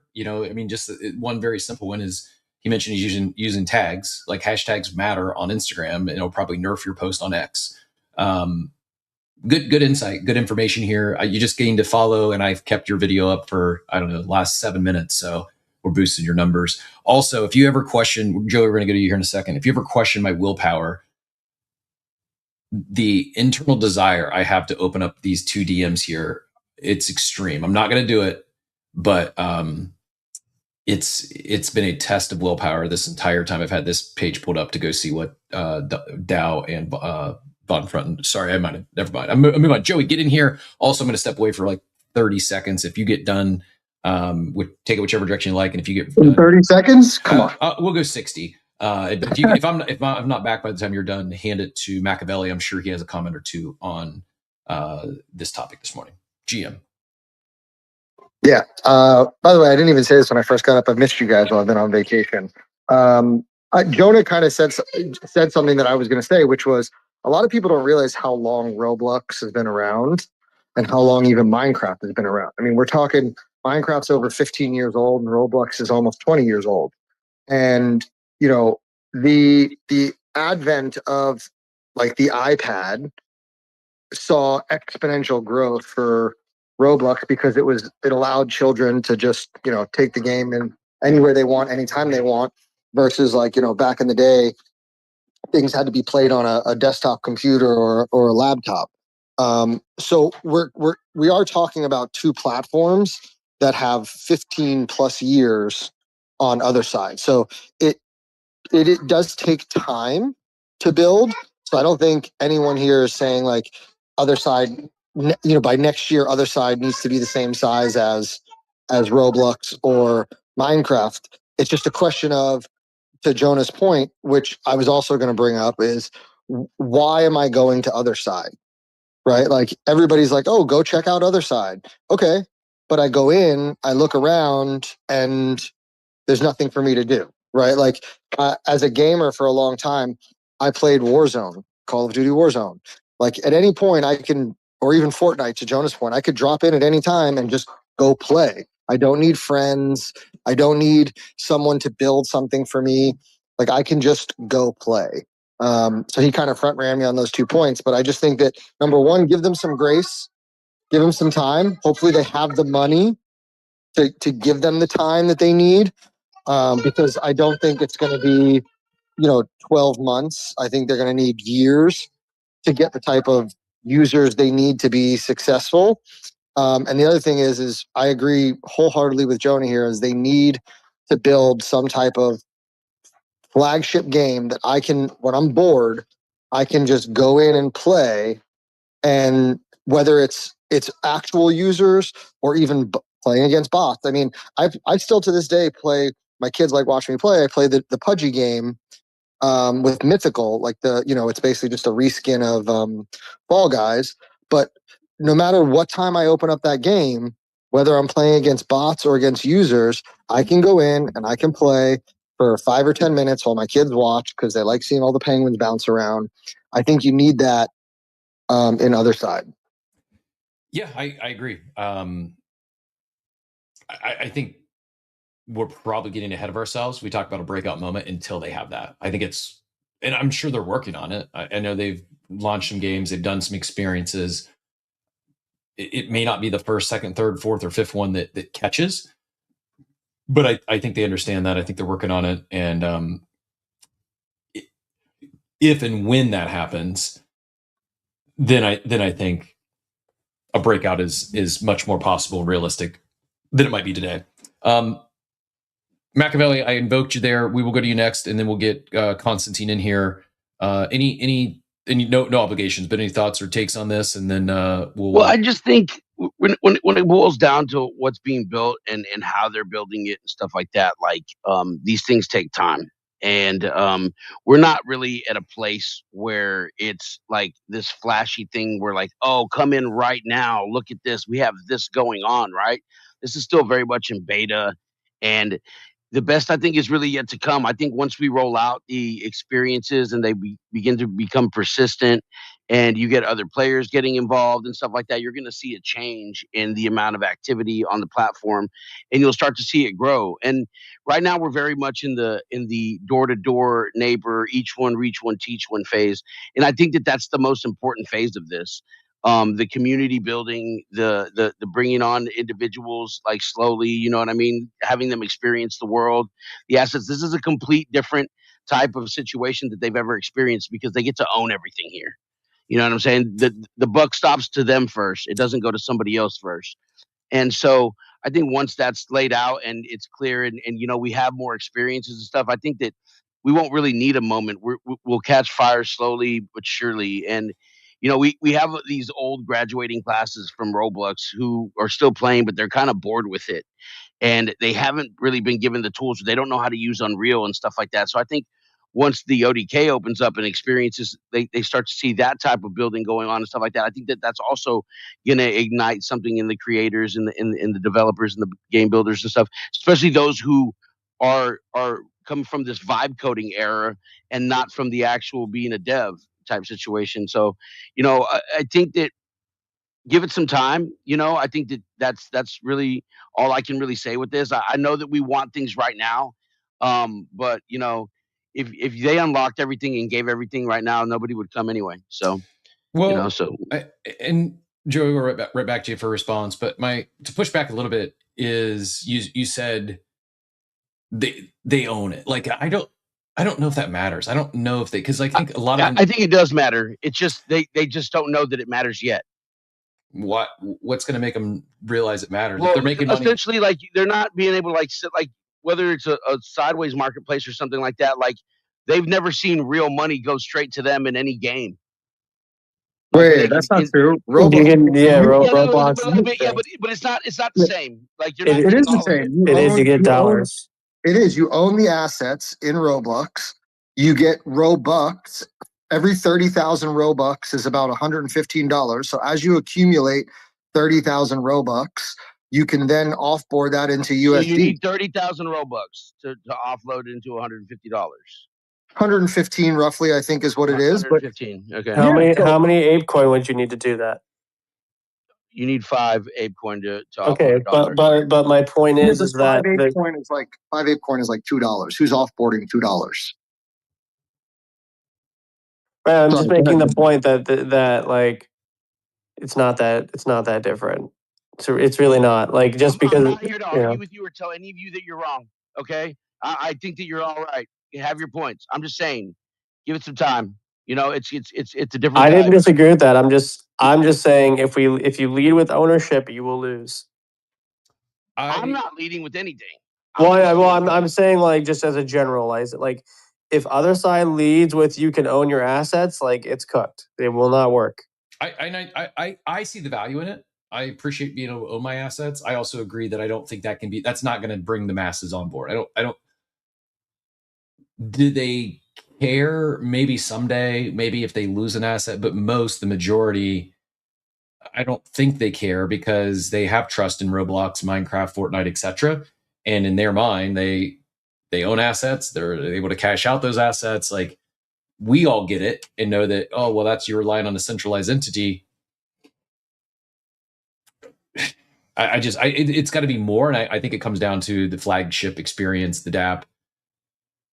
And then why is it better than the others? I think now you could have these conversations, but I think that flagship experience is key, and it is. They do need time. It is early, and it is pre-alpha. It is still tutorial type mode. But Joey, go ahead and get back in here, and we'll see if Constantine wants to join the combo. Yeah, Machiavelli, I don't think anybody's disputing that it's still early and they need additional time. I think the conversation is how do they position themselves in this market to gain market share, and the idea of it's on chain, it's decentralized. I think that's scary. I think that scares people away. I don't want to tell anybody that this is on chain and it's decentralized. I want them to look at this as it's just a game that they're coming to participate in. You know what I'm saying? When you start to throw the chain in everybody's face and the token in everybody's face, they get scared. Crypto's inherently a scam in mass media and stuff. So I think that that's a negative when it comes to dealing with this type of a situation. And we need to play it as just a game. We need the experiences, you know what I mean? And we need to go door to door for the next year. Yeah, I mean, experiences are definitely crucial. I just think that the biggest struggle facing other side is what struggle with almost all of us building in this space struggle with, which is the ease of onboarding. And I think that's the hurdle they have to overcome first. And then the second hurdle is what I talked about when I jumping into a game.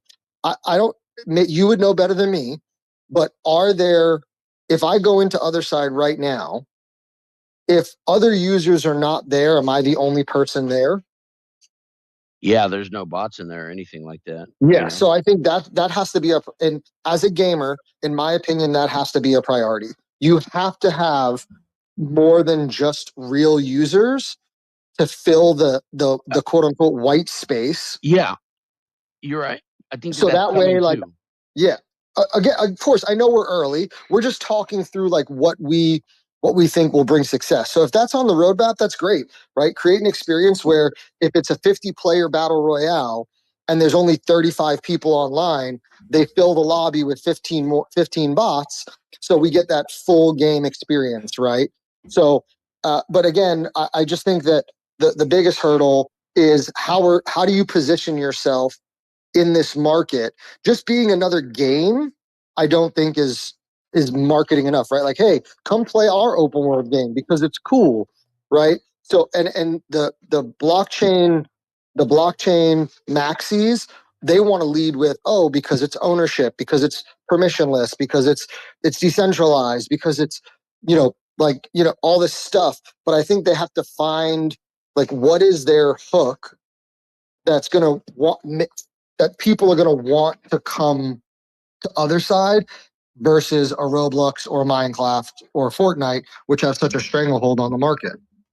I think that the visual aspect is going to be a huge part of it as well. Roblox doesn't look this good, and I think also, and this is just, I the experience it's going to come boil down to the experiences. We're going to need a brain rot. We're going to need something that is going to trigger the individuals to say, hey, we want to come play that right now.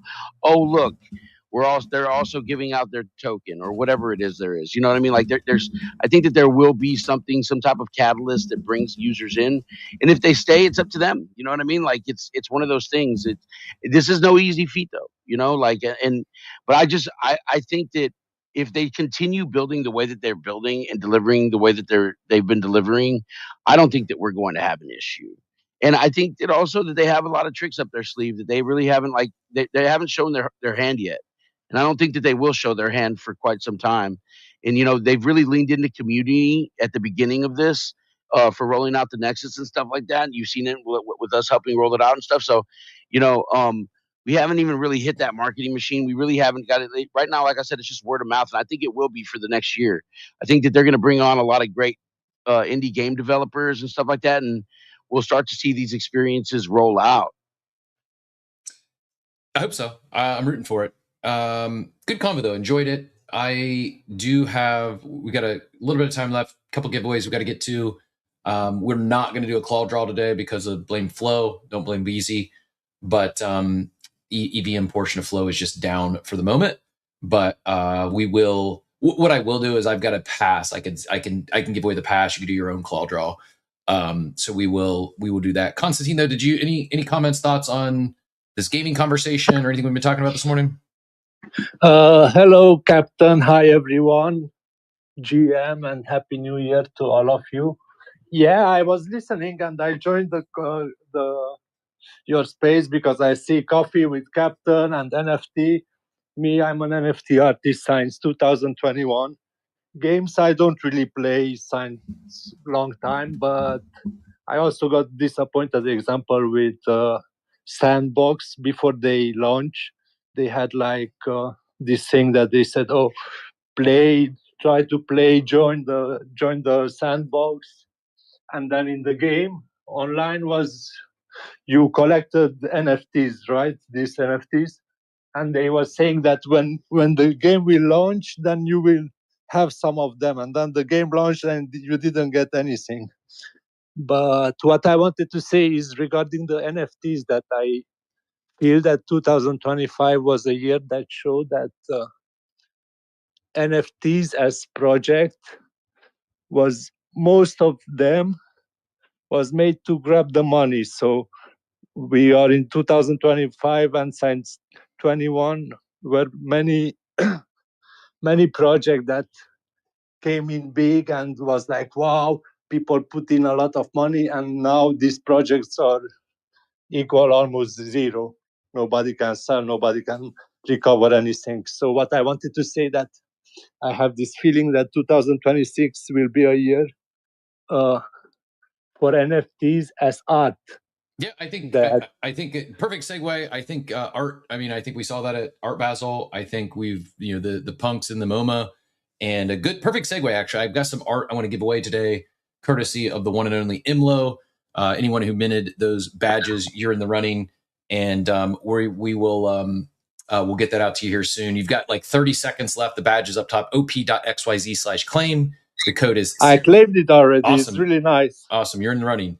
So yeah, code is CWC Holiday. If you've not yet claimed that, that's pinned up top. And we've got a couple of giveaways. One, that art from Imlo, and then also this BZ Claw Draw Pass. One more piece of news though before we get into the giveaway. And great to connect, Constantine. Appreciate you coming up. If you could stay on mute though, guys, got to get a few things out here before we wrap the show. And we are back. If you're new here, we go live every Monday through Friday at 8 a.m. Eastern time. Even live tomorrow. One other thing I wanted to say. 30 seconds or less. Yeah, that many people is saying like, oh, NFTs are dead, NFTs are dead. I think NFTs are dead in the way of the NFTs that are made like big collection to grab money, while the real NFTs, as an art collector, when somebody collects a piece, he doesn't buy it for sell it next year or sell it 2 years after. He buys it so he can watch it all his life and have it hanged on the wall, something like this. This I wanted to say. Yep.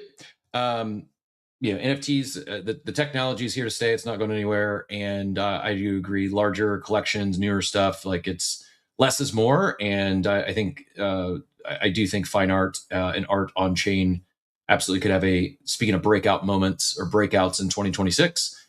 We saw it. Art Basel, I think it really started heating up. The MoMA's announcement with the punks and the squiggles. And I think we could see more of that in the new year. I did see some interesting takes where the artist, I don't know if I'll be able to find the post, I'll do a quick look, but someone was mentioning their bold takes was the artist to break out in 2026 are going to be those that are already here. And some have already broken out. Others might be their breakout, but they've been creating art for years. They said that'll lead to a lot of artists coming on chain in 2026, but those artists won't really have the breakouts till 2036. Hopefully it's not a full 10 years, but just like Roblox has the edge on other side, anything new because they've got 20 years of building. So do the X copies and Larva Labs of the world that have been doing things on chain since 2017 or earlier. New digital artists still could absolutely have their moment. I think it's. Well, I'm not going to get off on the creator royalty rant, but it's one of the reasons I think creator royalties are important because it allows new emerging artists to put their art on chain, not have to sell it for premiums. Yet, if they do continue to grow in their career and their art appreciates down the road, they are able to reap some of those rewards on the resale and get hopefully those royalties in perpetuity. One quick nugget, and then we'll get to our giveaways here. Interesting, was not expecting this. This comes out from DGen News. Ethereum set to end the year with the highest net inflows among all blockchains, followed by Hyperliquid. If you look here, the chart's pretty impressive on net inflows. Talking 4 billion. I'm not sure why Arbitrum's down as much as it is without doing a deeper dive here. Hyperliquid, Sonic, WorldChain, Solana, Starknet, EdgeX, Inc., and Injective, all net inflows. And then all the others, ZK Sync, Sui, Avalanche, Blast, Barachain, Linea, Polygon, Base. I'm surprised Base lost so many, had net outflows. I would not expect that. BNB chain as well as Unichain. Take this for what it's worth. Do what you want with this information. Just was not expecting ETH to be on top, let alone such a large position. We talk net inflows, but assuming taking that data for face value and assuming it is accurate. All that being said, a couple quick resets here as we head to our giveaways. Guys, we're actually not. This is not a sponsored space. Not sponsored by ApeCoin. I know the intro still says that. They're partners of ours. We like them. They've been partners of ours. This is not a sponsored show. I don't make a dime off talking about other side. If there's another, I mean, we mentioned Omnia. We mentioned whatever the new NFT worlds is. If there's others, Nifty Island, I think all those were mentioned today. I'm sorry, guys, if you don't think other side is in the lead position as far as those building out these experiences on chain, I don't know what to tell you. I don't know how we could have this conversation talking about Roblox, Minecraft, and their on-chain counterparts without talking about other side. Like, it's just, you don't have to like Yuga, you don't have to like other side. It's objectively the leader at this point in what they're building. It's not perfect. It still is a Herculean effort. It's unlikely. It's a big. The odds aren't in their favor to go beat Roblox, let alone take material market share.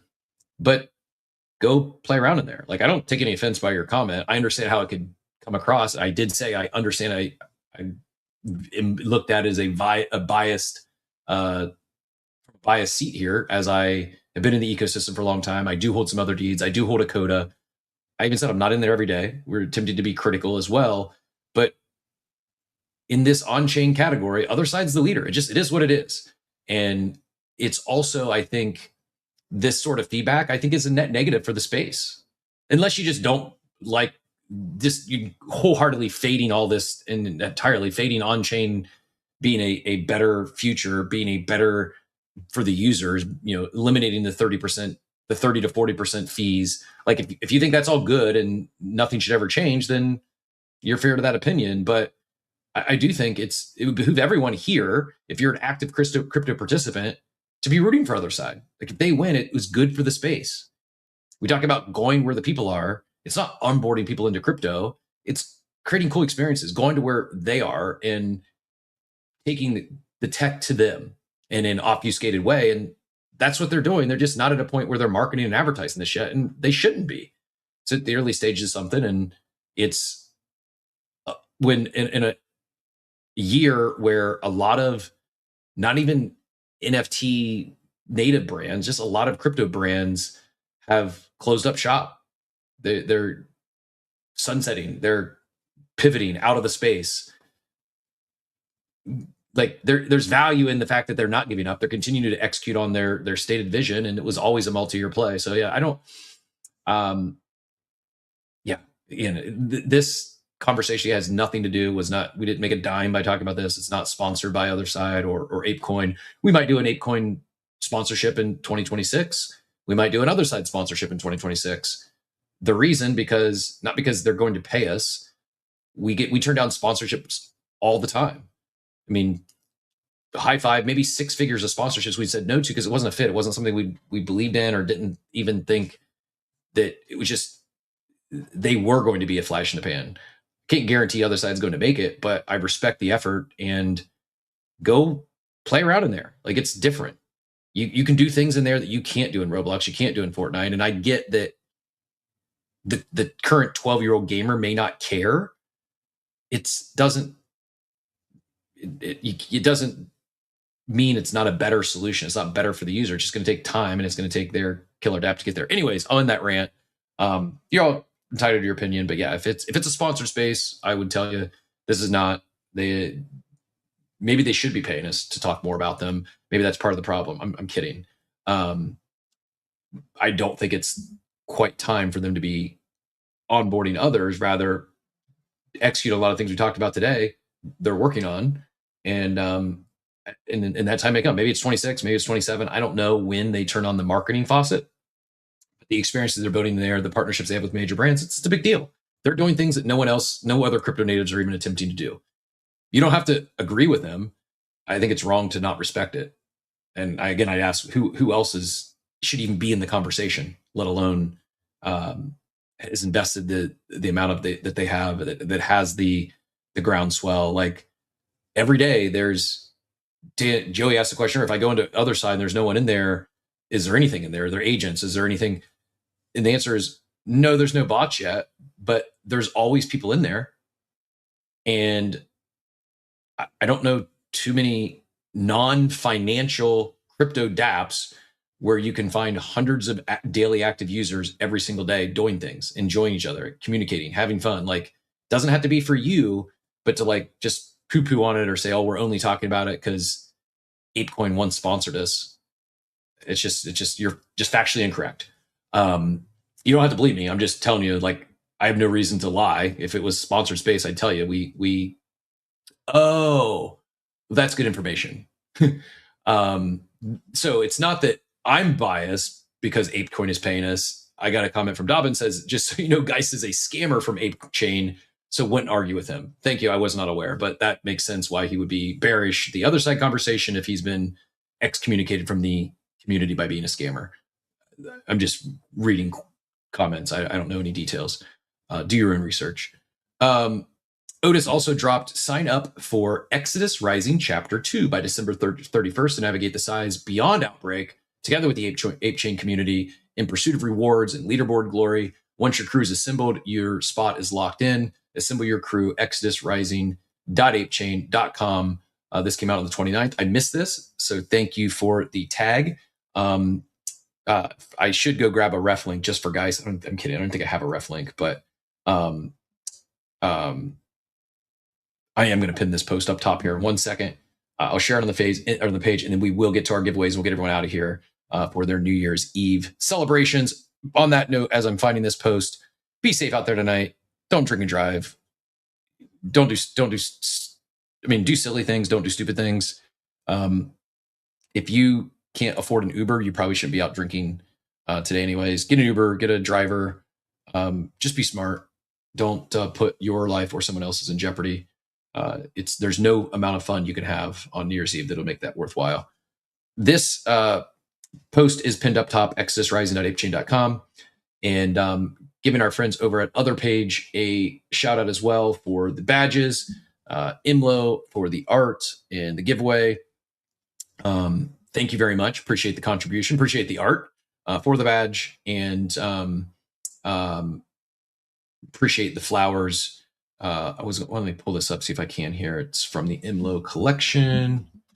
And then I also have the BZ claw pull giveaway as well. So we'll do both of those here, and then we'll let you all out of here on your day. As always, again, join us Monday through Friday, 8 a.m. Eastern time. We will maybe do a shorter show tomorrow. We'll kind of play by ear, see how things are going, seeing how I feel after staying up way past my bedtime tonight. And not just for New Year's Eve, but I got to stay up for a Buckeye football game as well. All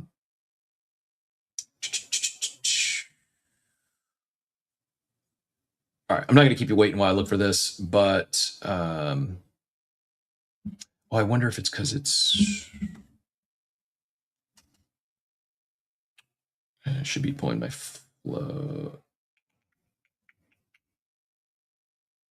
Yep. Anyways, we will. I will highlight the art tomorrow. I just don't want to keep you all waiting here. Might be part of the flow issue as well. Anyways, here we go. This is first one is going to be the BZ Explorer Claw, courtesy of the team over at BZ. So let me pull up we're going to do a raffle here. The holiday badge. So anyone who's minted this holiday badge, by the way, what you're seeing here on the screen is how easy the the other open page raffles are. Anyone who minted those badges. We're gonna do two winners. So whoever the first winner is on top is going to be the BZ Claw Pull. The second one's going to be Imlo's art, original claimer. We'll do original claimer. Exclude team members. And I think we're good. So good luck. We will run the raffle. Here we go. Good luck, good luck, good luck. First one on top is going to be the OpenSea Shiba Inu 420. Wins the BZ Claw Pull. And Jambert, congratulations, Jambert. Longtime friend of the show, wins the Imlo Flowers art. Congratulations again, and appreciate you both. Thanks for everyone who minted those badges. we may do some more stuff with that. We got some fun things planned for 2026, but just wanted to end the year on a high note there with celebrate some community member, in this case Imlo, and his art. And on that, I see Witters out there, and I see a few other artists in the space. If you're interested in having your art featured on Coffee with Captain, I'm getting ahead of myself because we haven't finalized the details, but Imlo and I have been discussing. We are going to do a art segment at least once a month featuring community artists. Not that it'll always be a giveaway, but so often, I mean, we are very fortunate. We talk about the not just crypto products and in the markets, but we're very fortunate to get to feature so many builders on-chain builders and people pushing the space forward. I don't want to always talk CEOs and founders and those building large organizations. Artists that continue to put out art on chain are also pushing the space forward, especially those that are doing it in a creative form, doing whether it's combining physical works and tokenizing that, putting it on chain, or it's experimenting on new chains. There's a lot of artists that do a lot of good that push the space forward, and would like to do our part to amplify those individuals and highlight them more. So yeah, any artists who are interested in that, hit myself up or Imlo, and we'll be in touch come January. And Happy New Year, all of you. Hope you all have a wonderful, wonderful New Year's Eve. Enjoy the final moments of 2025. 2026, that's my boldest take. It's going to be a fun year for all of us. 25, I think, was, while there was moments, I know there was W's, myself included, booked some W's. At the end of the day, the year wasn't as fruitful as I was hoping coming into it, but it was still a good year, and looking forward to a great year in 2026. And I do think there's a lot of tailwinds, I think, for the space at large. I feel a lot of like this foundational level stuff as far as regulations, administration, things that should be good for crypto, the institutions, all that, I think, really laid a great foundation for a fun year next year. And I don't know exactly what it's going to be. That pool is still up top if you want to get in on that. But I think and Kaz probably had the best answer. All of the above. We're set up for some breakout moments, some mainstream moments in many different categories within inside crypto. And I think art is absolutely going to be one of those. I think the momentum will build from Art Basel, from the MoMA, and I think we see more and more. I think eventually it just becomes art, right? It's not on-chain art, it's not digital art, it's just art. And I think most artists, not all, but I think most artists, it'll be one of the mediums that they experiment on, whether they like acrylic paint on canvas or oil paints or their sculptures. I think finding ways to tokenize said art, utilize the tech, identify your collectors. There's so many things, not just about secondary royalties. There's so much data that so many things they can do. They can program it back against, reward those collectors, communicate with those collectors. There's just, and we see a lot of the leading artists here do that. I just think a lot of traditional artists haven't had that aha moment yet. I think some of them are starting to see it. I think a lot of traditional artists, like, they had the aha moment. Maybe it didn't click for them yet at Art Basel, but they realize, oh, something's happening here. This is not just a flash in the pan. These NFTs aren't going anywhere, and I need to start learning what I should be doing on chain with my art and how that should complement what my current medium is. When we talk about onboarding the next wave of active participants, it's not just end users. I don't think it's going to be the end user. I think it's going to be artists and then bring their collectors on board. I think it's going to be businesses and retail businesses taking stable coins and all this stuff. I think the end user just gets here because we and the other builders here go to them with real products that matter. It's why I'm so bullish Mega ETH, is they have some really cool novel dApps they're going to be launching on day one when that chain goes live. And I think there's some fun, exciting stuff also that's been teased, been announced, that is likely coming. Not even talking TGEs and all the magical internet money that's supposed to come in 2026. We zoom out and look at where majors are. It's not, certainly can be a lot worse. And while NFTs, at least the PFP version, have taken a beating here at the end of the year, definitely not over, definitely not going anywhere. And I am going to wrap, but before I shut things down, I saw Tony flew up. Speaking of builders, doing some cool things at the intersection of real world and on chain. Tony, do you have a quick 30, 60 seconds? Any final comments before we let everyone get out of here and start celebrating their New Year's Eve? GM, always a pleasure. Oh, I had to come up, man, see you, a lot of familiar faces there. I hope y'all having a great day on the last day. I mean, still, what, 25 hours before you be a billionaire yet? So y'all still got time for this year. But now I just want everyone know going into New Year's, be optimistic about what you're building and make sure that what you're building has attention. It's a lot of, gloom and doom in this space, but just constantly believing what you're doing, constantly believing that you're making good, strides in this world, and surround yourself around good people who support you. And, just going to be a crazy 2026. And, I want to tell everyone who's close, who's been in this space, just keep your head up, keep pushing, believe in yourself. You got a great circle that's around you. For us personally, it's kind of like, we're launching more digital galleries next year too in 2026. We have more hotels too as well. So if anybody wants to collab or wants to, come, be a part of this building, what we're building in 2026, be free, to DM me or whatever the case may be. And I'm open for collaboration next year. But I want everyone peace and love until 2026, and make sure you get this bag. Appreciate you, Tony. Right back at you. Risk Brian adds in the chat. Have fun tonight, everyone. Be smart, be safe, and in 2025 on a high note. Forget what Malik said earlier. If you don't have a dog in the race, you're all rooting for the Buckeyes tonight. That's it. That's all I got on sports talk today.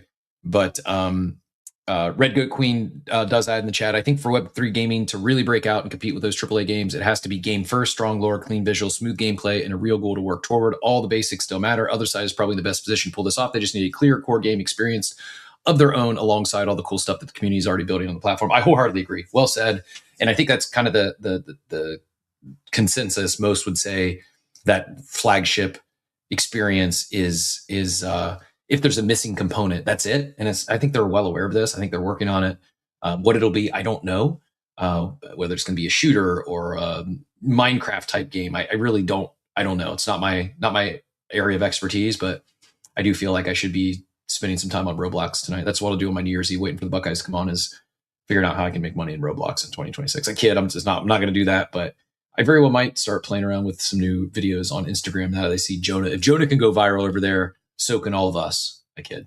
Appreciate everyone who joined the conversation today. Really, both our regulars, our longtime friends, as well as the new speakers. Appreciate y'all. Shout out to Imlo and the BZ team on those giveaways.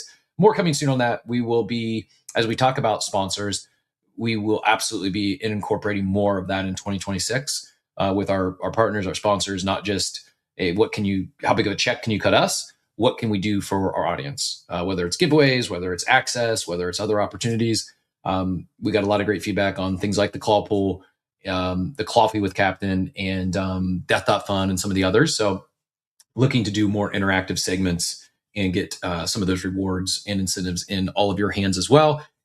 If there is anyone out there that you think we should be talking to, anyone that you would like to see on the show, you think would be a great segment, a fun segment, I'm not asking you to go land the deal for us. I mean, I'd take it, but more so just let us know if there's someone that we haven't spoke of yet that you think would be a good partner, a good fit for the style of segments we like to do here on the show. And with that, I will leave you all with a little holiday goodie I was just reminded of. One of our sponsors this past year was Awaken Tax. And just as we like to continue to support our sponsors or talk about them well after our campaign or rather long after we're paid to do so ends, Awaken Tax is the best software in the space. I am not paid to say that today. I genuinely believe it. And we were able to secure an additional discount. So if you're new to Awaken Tax, just Coffee 50, I think it is, will get you $50 off. If you're if you already were a Awaken Tax user, if you're an existing user and you're refiling or reusing the software again this year, use code RETURNCOFFEE50. So return coffee and then 50, RETURNCUFFEE 50, return coffee 50 for returning users, or if you're a new user, coffee 50. Both of those codes will get you $50 off. Again, if you're new, it's just coffee 50. If you're a returning user, add return to that. It's return coffee 50 for $50 off, courtesy of Awakened Tax. Appreciate them. And they did just add Lighter as well. So for those of you that were trading perps on Lighter, got your big Lighter airdrop. It is now loaded in. Thanks, Payne. It is now loaded in the Awakened Tax software. So congrats to our winners. Appreciate Imlo, appreciate BZ, and appreciate y'all being here today. We'll be back tomorrow, 8 a.m. Eastern time. And until then, hope you all have a wonderful New Year, a wonderful New Year's Eve. And as Steve would say, hope you all have a wonderful, wonderful day, everyone. Thanks for tuning into Coffee with Captain, powered by ApeCoin. We hope you enjoyed the show, and remember, nothing we discussed today is financial advice. Until next time, keep exploring, stay curious, and we'll see you soon. Have a great day. Welcome to the future.